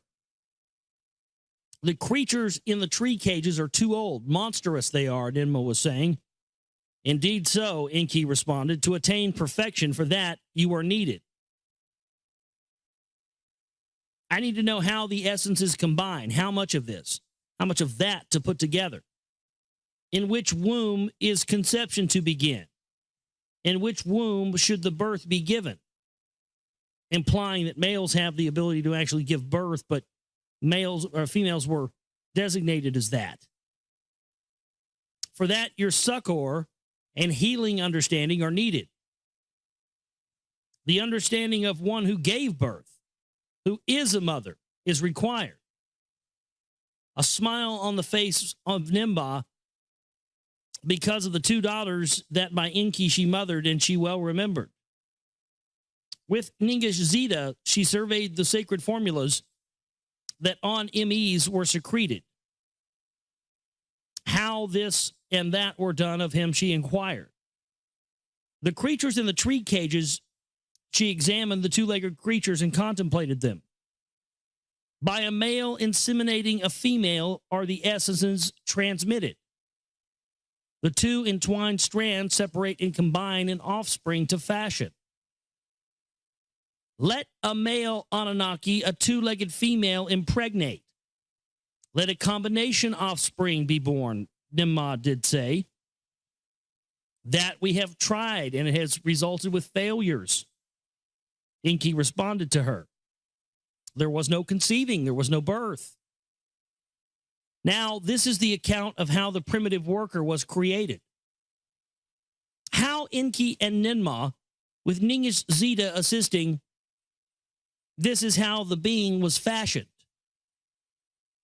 They tried another way to obtain the admixture of essences, how the two strands, the double strand DNA, how to combine another, how to combine the two strands of essences together, another way must be found.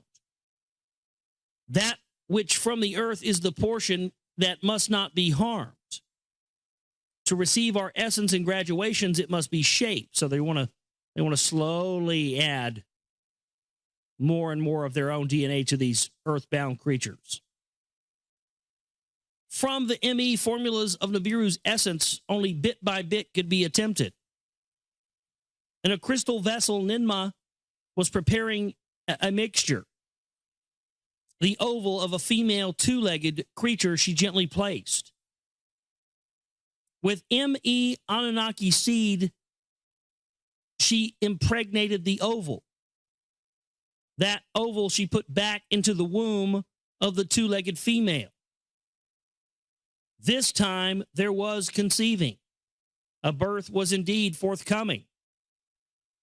The allotted time for birth giving the leaders awaited with anxious hearts, seeking the results. The allotted time arrived and there was no birth giving. In desperation, Ninmah made a cutting. That which was conceived with tongs, she drew out. A living being it was. With glee, Enki shouted, "We attained." Ningazita with joy cried out. In her hands, Ninmah, so I guess they had to cut the umbilical cord. They didn't know about that. Once they did that, they were like, okay, cool, we got this. With joy, she was not filled. Shaggy with hair all over was the newborn. His foreparts like that of the earth creatures. His hind parts like that of the Anunnaki. They let the two-legged female nurse the newborn with her milk for him to suckle. Fast growing was the newborn. What was a day on Nibiru was a month in the Abzu. Taller the earth child grew. In the image of the Anunnaki, he was not. His hands were not suited for tools, and his speech was only a grunting sound. So they basically made a Cro-Magnon man. We must try once more, Ninmah was saying. The mixture needs adjusting. Let me try this or that, and let me try this endeavor again, she says. With Enki and Ningazita assisting, they repeated the procedures. The essences in the MEs, Ninmah carefully considered. One bit she took from one bit she took out from another. Then in the crystal bowl, the oval of an earth female she inseminated. There was conception. At the appropriate time, there was birth giving. This one more in the likeness was in the likeness of the Anunnaki. They let his birth mother suckle him. They let the newborn child grow. Appealing he was by his looks. His hands were shapen to hold tools. His senses they tested. They found they're deficient. This earth child could not hear. His eyesight was faltered. Again and again, Ninmah rearranged the mixtures of the ME formulas. She took bits and pieces. One being had paralyzed feet. Another, his semen was dripping. So there's just sperm just falling out of this creature. What the hell is that? One had trembling hands. Another had a malfunctioning liver. One had hands too short to reach his mouth. One had lungs that were unsuited for breathing. Enki was disappointed by the results. A primitive worker is not attained to Ninmah, he was saying. What is good or is bad in this being by trials I am discovering. Ninmah responded to Enki, to continue for success, my heart prompts me. Once more an admixture she made. Once more the newborn was deficient. Perchance the shortfall is not in the admixture, Enki was saying to her. Perchance neither in the female's oval nor in the essences is the hindrance. Of what the earth itself is fashioned of, perhaps this is what is missing. Not of Nibiru's crystals use the vessel, of the clay of the earth make it. So this is the idea, mankind being created in God's image. Or I'm sorry, the idea of God creating mankind out of clay, these clay vessels. We have the reptilian statues that were stolen out of the Iraq National Museum that were also made out of clay. So she was putting the oval, the egg, in this crystal vessel that came from Nibiru, and Enki saying, no, make it from the earth. You're going to make a human creature. It has to come from the earth. The earth has to be involved in it. You can't just put it in the stuff that came from another planet. It's got to come from the earth because you're making it out of the earth.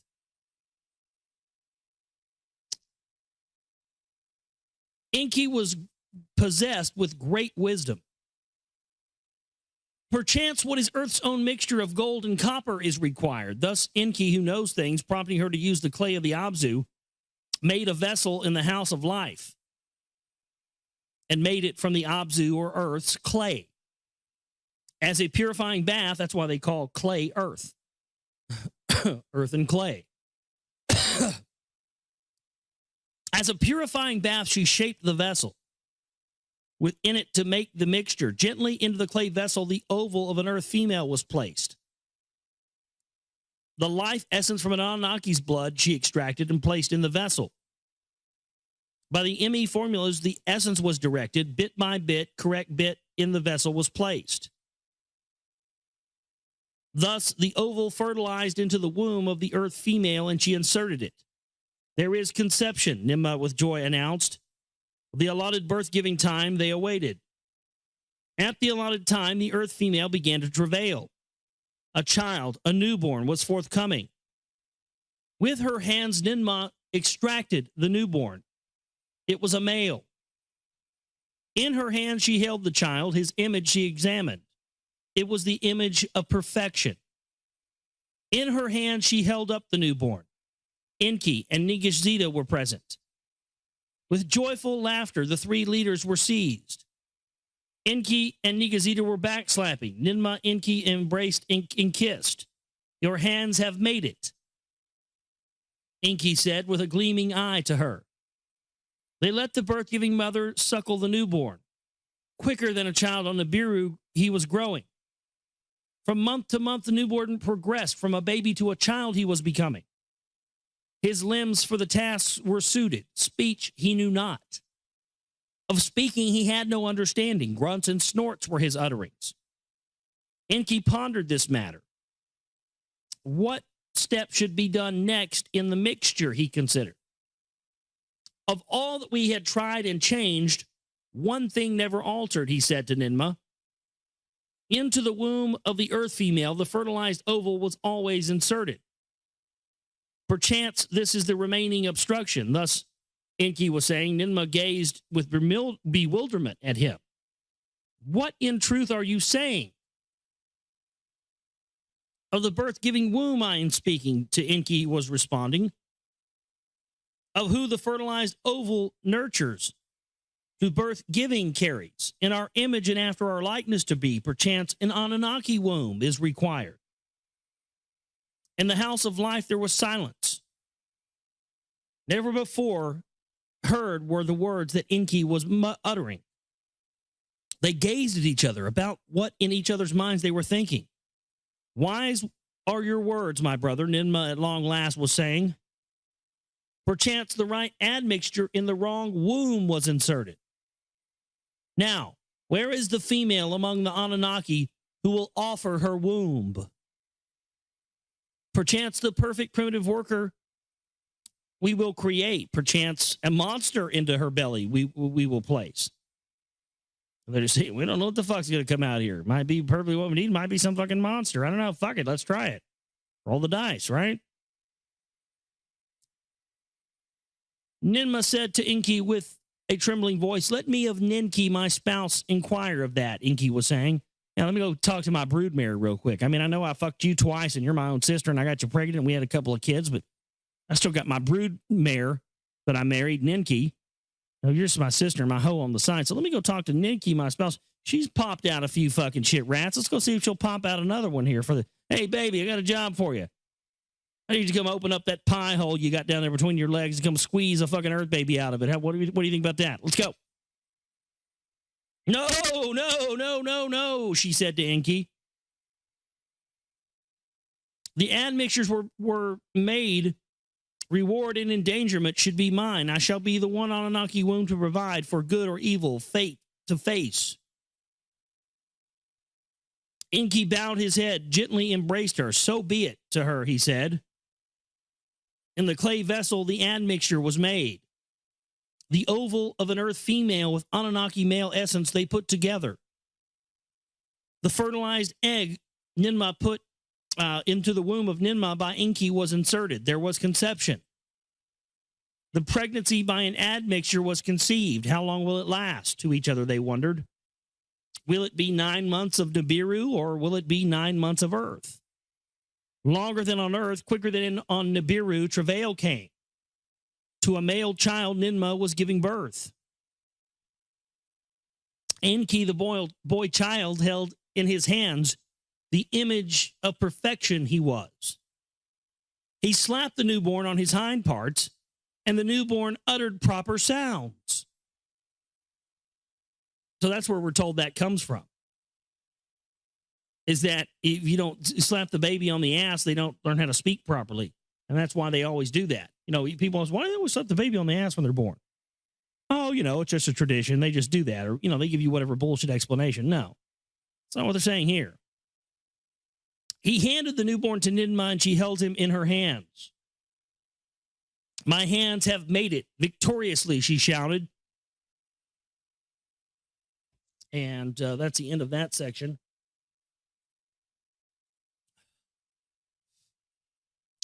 Let me get a drink here. All right. Now this is the account of how Adamu, by his name, was called Adamu, being Adam, and the beginning of the Adamic race. And how Tiamat, as in Tiamat, as a counterpart female, was fashioned for him. The newborn's visage and limbs were carefully examined by the leaders. His ears were in good shape, and they were not clogged. His limbs were proper, his hind parts like legs, foreparts were shaped like hands. Shaggy like the wild ones, he was not. Dark black his head hair was. Smooth was his skin, smooth as the Anunnaki skin was.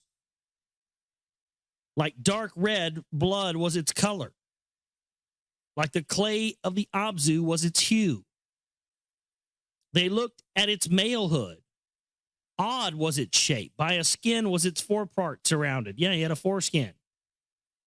Unlike that of the Anunnaki malehood, it was a skin from its forepart was hanging. That's supposedly why they do that. That's why the Jews do the circumcision. You know, I mean, you've got the 12 tribes of Israel, the 12 tribes of Judah, 12 extraterrestrial races. Supposedly that's why they cut the foreskin off and the rabbis suck the blood out of it and shit. And they literally do that. You can look it up. I'm not making that up. There's pictures of it online. If you don't fucking believe me, look it up. Rabbis cut the fucking foreskin off and suck the blood out of it off of the baby. It's a fact. They do that because they are trying to make the offspring of the Anunnaki. It's to take us and basically make us like them. Keeping the foreskin is supposed to make you, actually make you more human, I suppose. Let the earthling from us, the Anunnaki, by this foreskin be distinguished, so Enki was saying. The newborn was beginning to cry. Ninmah held him close to her chest. Her breast she gave him, the breast he began to suckle. And supposedly that's what one of these reptilian clay statues stolen from Iraq depicts. You can see the depictions of it. Supposedly that's what it is. It represents Ninmah suckling the human, the child, the crossbred child they made to her breast. You can see that. And where did those statues go and why were they stolen? Question we all need to ask. Perfection we did attain. Ningazita with elation, he said. Enki was gazing at his sister, a mother, a son, not Ninmah, and a being he was seeing. And what name will you give him? Enki inquired. A being he is, not a creature. Ninmah cast her hand upon the newborn's body. With her fingers, his dark red skin, she was caressing. Adamu, I shall call him. One who is like earth's clay. One who is like the earth, the clay of the earth. That will be his name. For the newborn Adamu, they fashioned a crib in the corner of the house of life. They placed him. A model for primitive workers we have indeed attained, Enki was saying. Now a host of workers like him are needed. A model he indeed shall be. As for himself, like a firstling he shall be treated. From toil he himself shall be protected. His essence alone as a mold shall be. So was Enki saying, by this degree, Ninmah was greatly pleased. From here on out, whose fertilized ovals, whose womb are going to carry the fertilized ovals, Ningishita was asking. The leaders pondered the matter, and Ninmah offered a solution.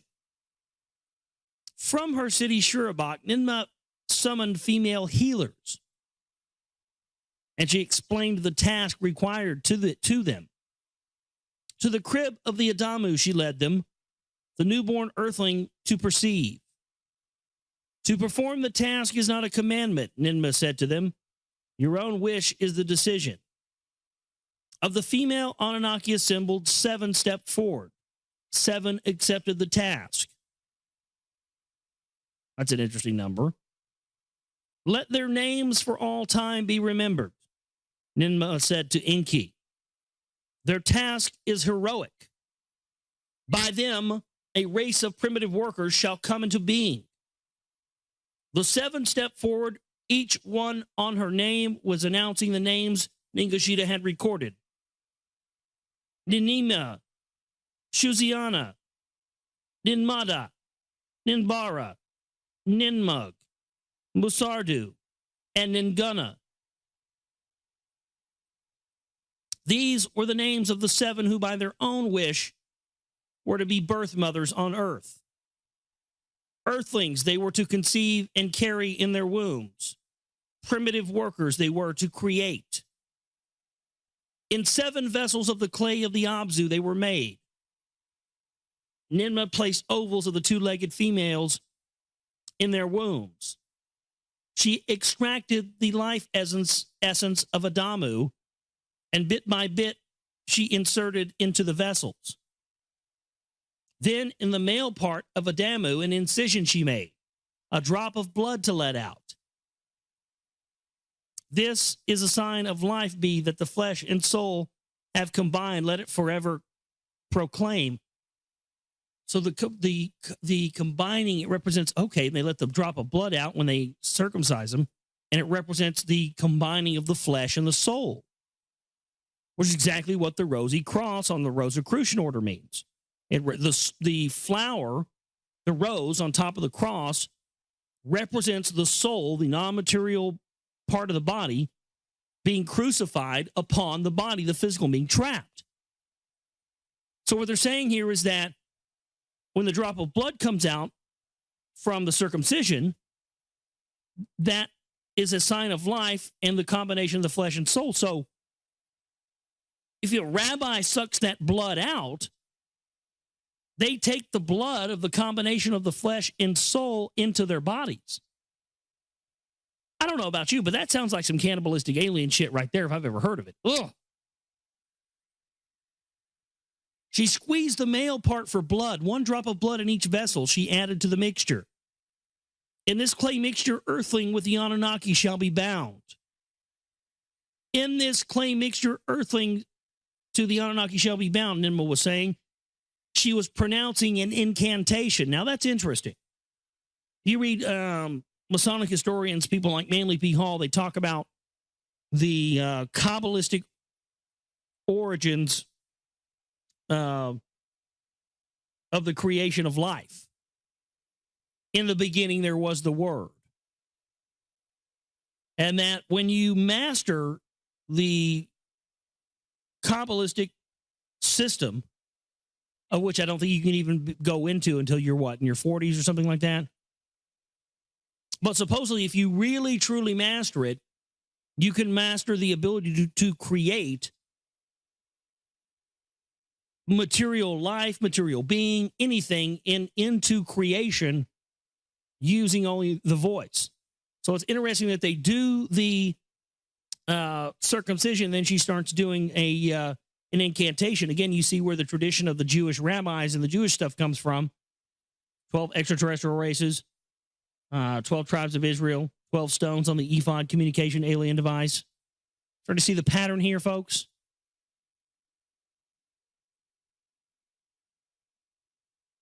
And so Ninmah was saying in incantation, she pronounced, "To a unity shall the two essences, one of heaven, one of earth, together be brought. That which is of the earth and that which is of Nibiru shall be forever bonded in a blood kinship." So was Ninmah pronouncing her words, Ningazita also recorded. In the wombs of the birth-giving heroines, the fertilized ovals were inserted.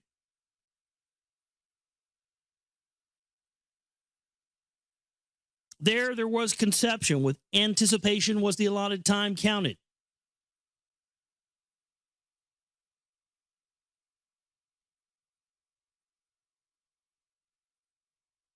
Oh, I lost my place. Hold on one second.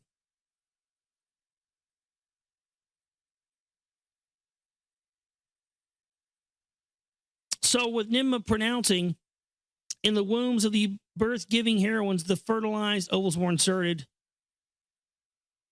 All the allotted time, 7 male earthlings were born. Their features were proper, good sounds they were uttering. By the heroines, they were suckled. 7 primitive workers have been created. Let the procedure be repeated. 7 more to undertake the toil. My son, to him Enki was saving, not even 7 by 7 sufficient shall be. Of heroine healers too much is required. Forever their task will be this way. Indeed, the task is too demanding. Glow beyond enduring it is. Female ones we have to fashion, Enki was saying, for males to be their counterparts. Let them each know each other as one flesh, the two to become. Let them by themselves procreate on their own to the childbirthing make. To primitive workers by themselves give birth, Anunnakis, females to relieve. The formulas you must change from male to female, make the adjustment. For a counterpart to Adamu is to be fashioned in the womb of an Anunnaki female. Conception is needed. Inca gazed at Ninmah directly. Before she could speak, he raised his hand. Let me this time, Ninki, my spouse, summon, with a strong voice, he said. If she is willing, let her be the mold for the female earthling to create. They to the Abzu, to the house of life, summoned Ninki. They showed her Adamu, and all the matters of this situation were explained to her. Of the task that is required, they gave explanations of successes and danger to her. By the task, Ninki was fascinated. Let it be done, she said to them. Yeah, fucking, here you go. I'll open up. Yeah, fucking put that bitch in me. Yeah. I'll shit one out for you. Shit out another fucking gold mining slave for you. There you go. There's another one. Let's keep cranking them out here. Maybe we can get this fucking gold in our atmosphere and say we're asses here. Come on, let's go. It's fucking 9 months for one of these things to be born. I've said that for the longest time. It seems that they allowed a population to explosion to happen on this planet to get, their agenda achieved. And once they've got their agenda achieved, now they've started instituting eugenics to get rid of those extra people that they created to get their agenda this far. It's sick, man. But it's very much the real reality that's going on in this world.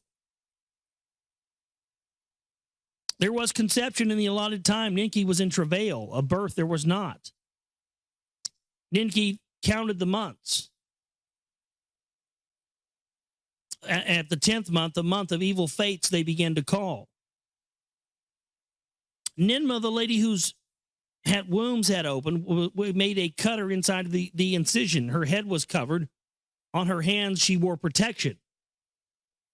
Also, they're doing a cesarean section, huh? A female to birth was given. The newborn's visage and limbs were then carefully examined. Of good shape were her ears. Her eyes were not clogged. Her limbs were proper.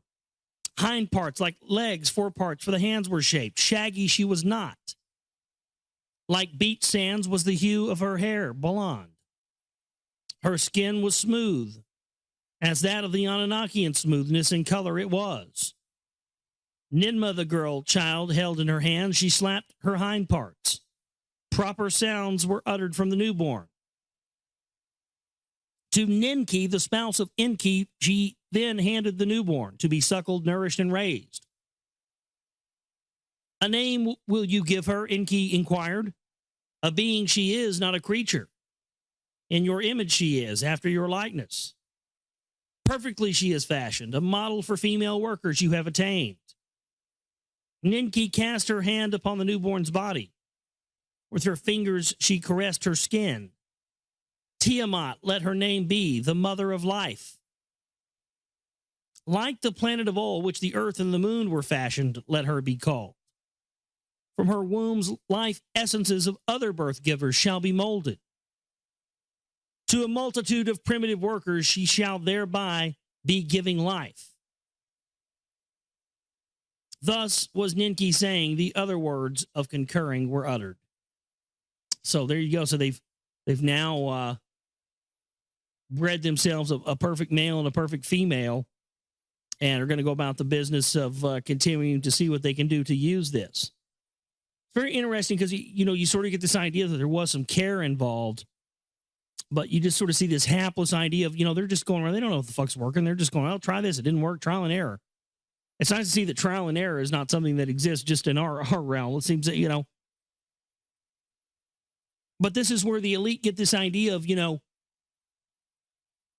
experimenting on animals and doing experimenting on humans. And this mentality comes from the quote unquote gods, the ones that fashioned mankind. That's why our rulers are so bloodthirsty and do the kind of things that they do.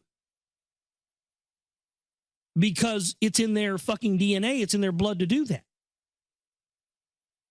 It is genetically programmed into the elite to always do nothing but the continuation of the great work and be damned anything that gets in its way. Be damned how many people it kills. The only thing important is their work. And you see them saying that here. The only thing that's important is that we mine the gold. The only thing that's important is that we fashion the slave rigs. Whatever we have to do to get our agenda accomplished is what we have to do. And, whether it's right or wrong, it doesn't matter. We just got to try this until we get it to work. And you see that sort of same thing happen with countries and governments and everything today, don't you? You guys are like, fuck it. Let's just keep trying until we get it right, Unbelievable stuff there. Great stuff out of Lost Book of Enki. We'll pick up more on that tomorrow night. And where, oh God.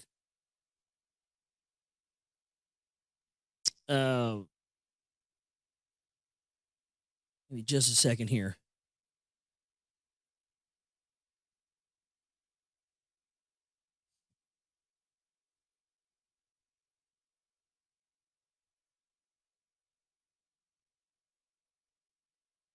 Yeah, I'm going to have to find where I left off. Yeah, there we go. Now, this is the account of the Adamu and the Tiamat in the Eden. So let me try to find what page that is so we can all make sure we pick up on there next time. So I guess it's the end of 143 and the beginning of page 144. So yeah, 144. Let's all try to remember. 144. Okay, that's what we're going to pick up next time. All right, folks. We're going to have the Red Ice radio interview coming up for you next, the 2-hour interview that I conducted last week. It's going to be playing next on the network. I hope you enjoyed. I hope you enjoyed the show tonight. And, boy, looking forward to the future here. And we continue to push on. Please donate to our work if you can so we can continue here. Running low on funds right now, so we could use any support we can get. TheGlobalReality.com is my website. Chipping banner donate button is there. Links to listen live. All of my films are all there. My name is Josh Reeves. I love each and every one of you, and we will see you guys next time for the broadcast. Have a good one. Have a great night. Take care.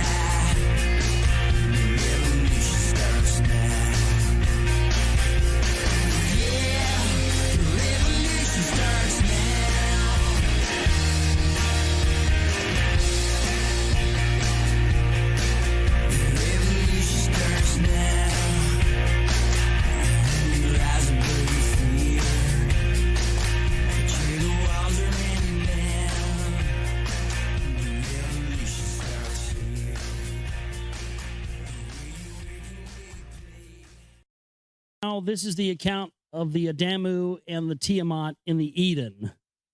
So I guess I don't have to tell you. Don't have to tell you where this is going. The Adamu and the Tiamat in Eden, which is Adam and Eve in Eden. But here it's Adamu and Tiamat in the Eden, Edin. See, but it just smashes the whole idea of all that's original stuff that came from the Bible. Yeah, yeah, right. Long before that, Bubba. Here we go. So this is basically the original story of Adam and Eve, I suppose. Here we go. And how they knowing of procreation were given and to the Abzu expelled. The Abzu, I guess, is earth or the land. After Tiamat in the womb of Ninki, she was fashioned. And 7 vessels of the clay of the Abzu made Ninmah ovals of the 2-legged females. She extracted the life essence of Tiamat. Bit by bit in the vessels she inserted. And the vessels of the clay of the Abzu she made and formed the admixture. Incantations as the procedure befits she was uttering. I think I read this last night. Didn't I read this last night?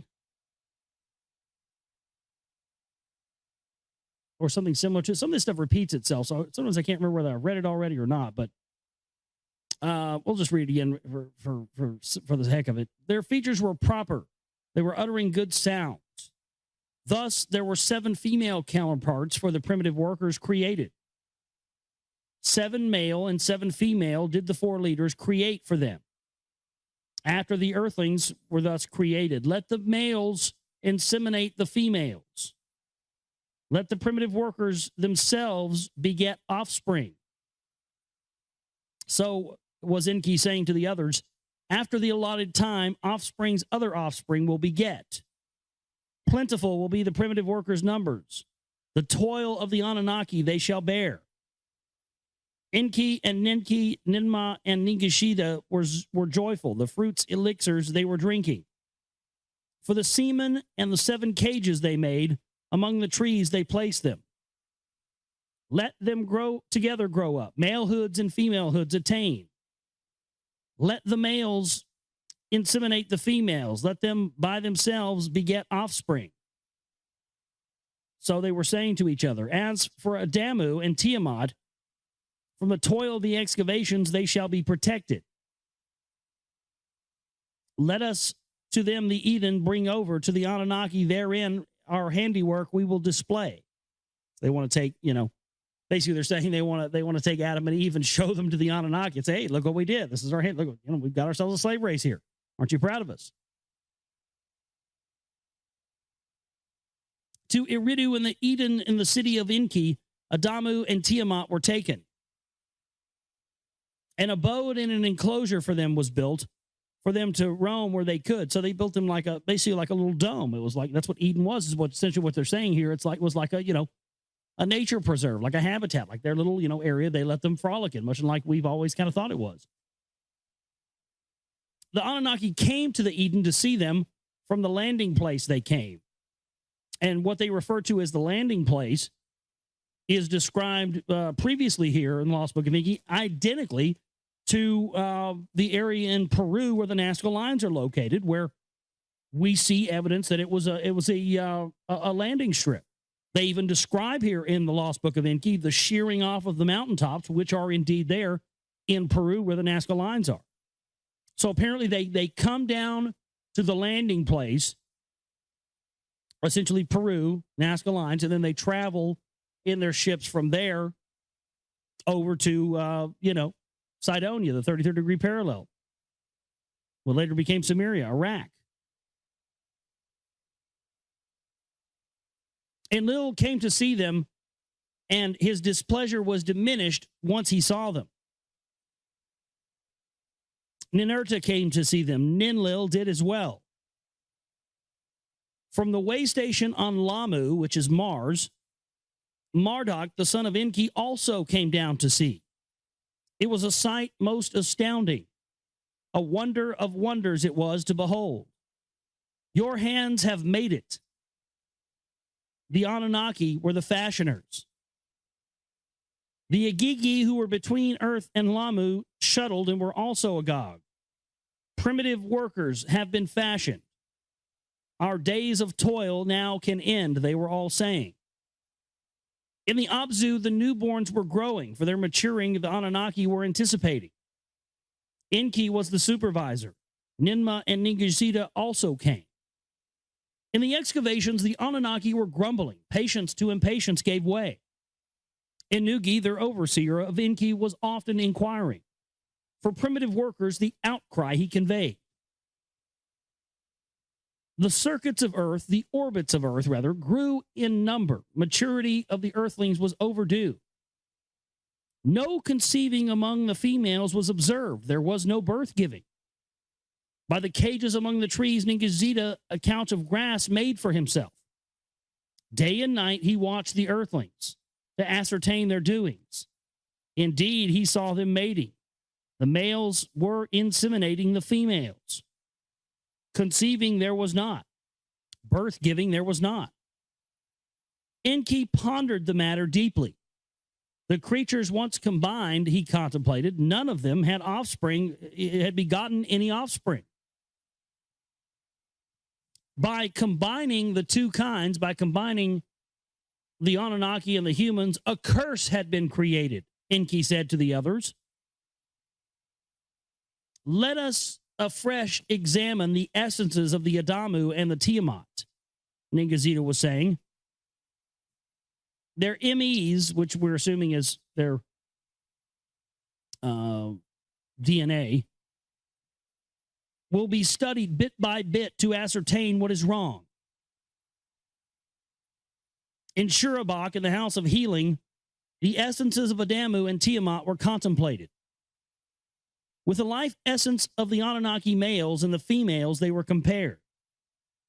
Listen to this. Like two entwined serpents, Ningishita separated the essences.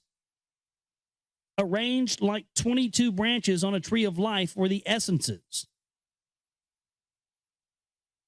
So, wow, 22 branches of the DNA corresponded to the, 22 branches on the tree of life. No coincidence there. Their bits were comparable. The images and likeness they properly determined. 22 they were in number. The ability to procreate they did not include. Another 2 bits of the essence of the Anunnaki present Ningishita to the others showed. 1 male, 1 female. Without them, there was no procreating. So they had to add extra, extra little bits of their DNA to that. In the molds of Adamu and Tiamat, they were not included in the combining. Ninma heard this and was distraught, and with frustration she seized Enki. The clamor in the Abzu is great. Mutiny is again in the making. Enki said, primitive workers must be procured lest the gold extraction shall be ceasing. Ningishita in these matters learned a solution was proposed. To his elders Enki and Ninma in the House of Healing he whispered, let all the heroines who Ninma were assisting sin away. They locked the door behind them, the three with the two earthlings alone remaining. Upon the four others, Ningazita, a deep sleep, descended into a deep sleep. The four he made unfeeling. From the rib of Enki, he extracted the life essence. There's the part with the rib. Whose rib? The rib of Enki. Into the rib of Adamu, the life essence of Enki he inserted. From the rib of Ninma, a.k.a. Isis, the gene of Isis, here we go. The life essence he extracted. Into the rib of Tiamat, the life essence he inserted. Where the incisions were made, the flesh thereon closed up. Then the four of them by Ningazita were awakened. It is done, he proudly declared. To their tree of life, 2 branches have been added. With procreating power, their life essences are now intertwined. Let them freely roam as one flesh, let thorn knots each other, Ninma was saying. In the Eden's orchards to freely roam, Adamu and Tiamat were placed. Of their nakedness, they became aware. Of malehood and femalehood, they were knowing. Tiamat made aprons of leaves, so they would be distinguished from the wild beasts. In the heat of the day, Enlil was strolling in the orchard. He was enjoying the shade there. Without expectation, Adamu and Tiamat he encountered. He noticed the aprons on their loins. What is the meaning of this? Enlil wondered. He summoned Enki to explain it to him. The matter of procreation Enki explained to Enlil. The 7 and 7 had failed to Enlil, he admitted.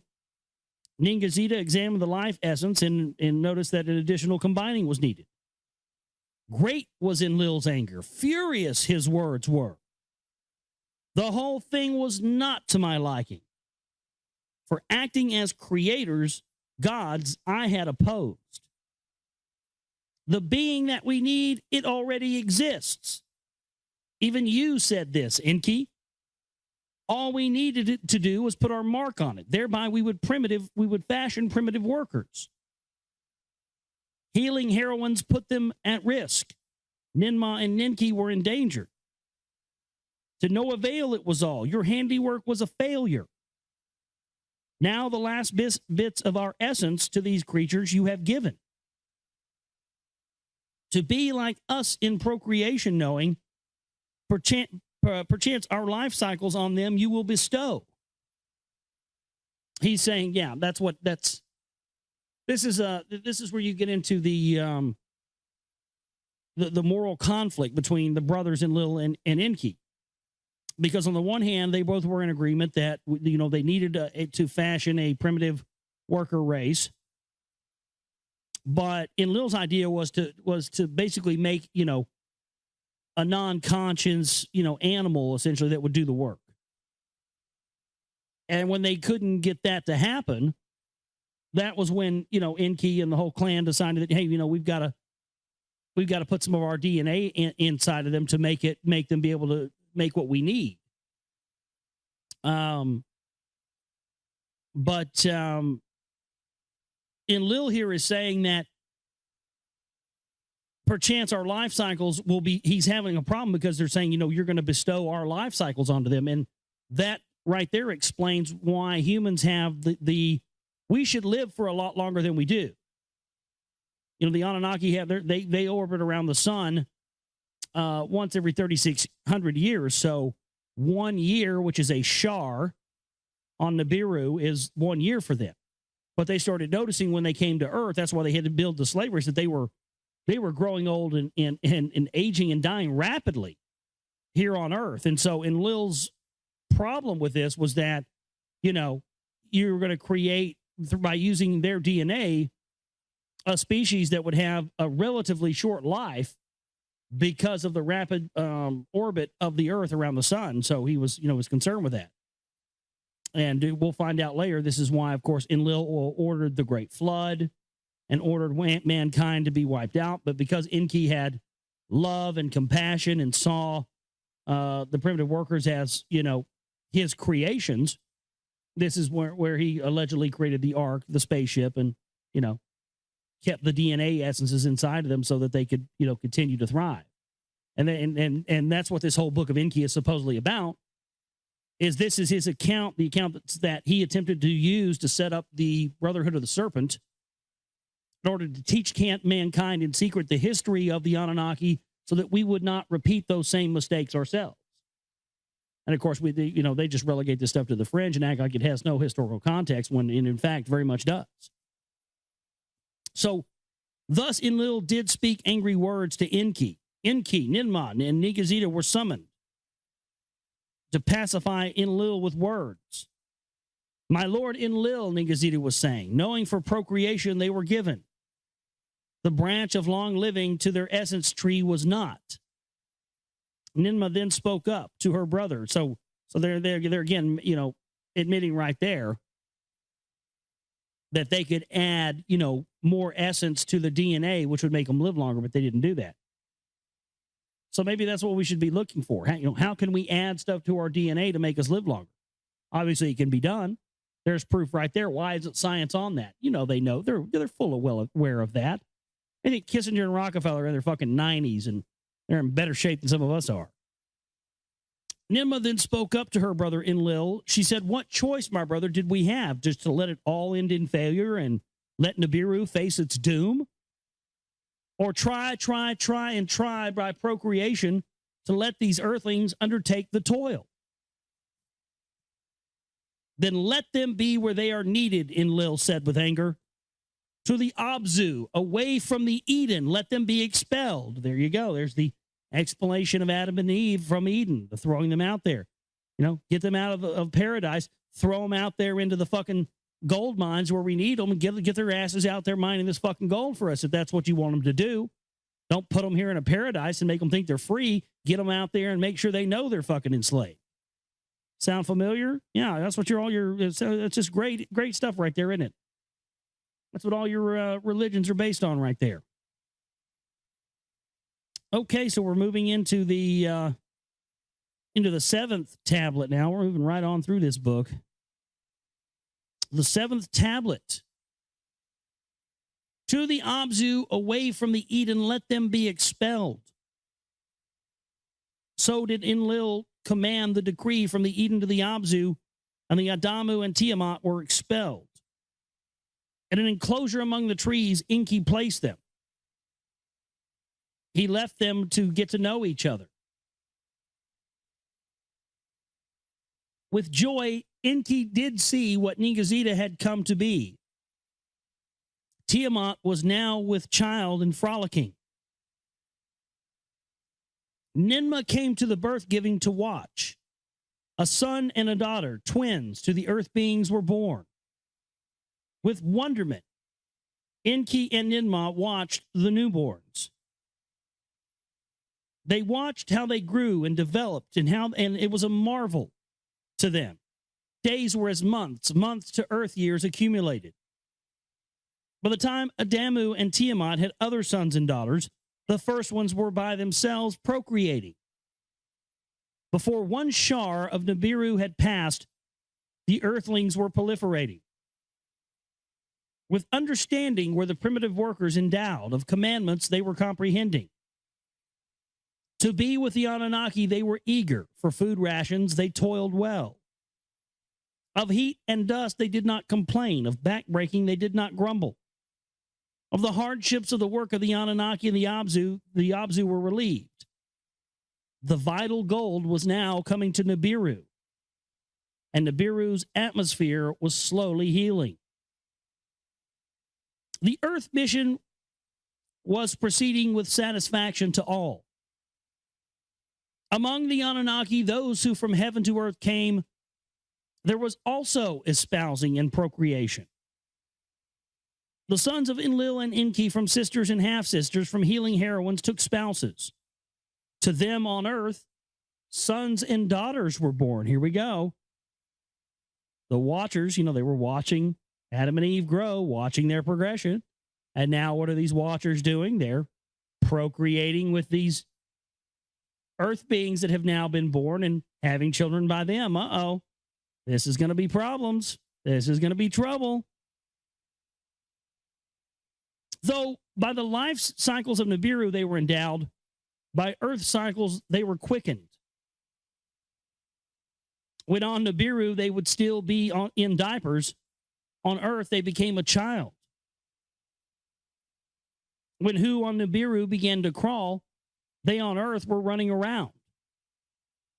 Special joy there was when to Nanar and Ningal twins were born. A daughter and a son they were, Iana and Utu, by Ningal they were named. With them, a third generation of Anunnaki on earth were present. For the offspring of the leaders, tasks were allocated. Some olden chores were divided easier among the offspring. They were made to the olden chores. New tasks were added. Upon the earth, the warmth was rising. Vegetation flourished. Wild creatures overran the land. The rains were heavier. Rivers were gushing. Abodes, houses were in need of repair. Upon the earth, the heat was increasing. The snow-white parts with water were melting. I see, global warming.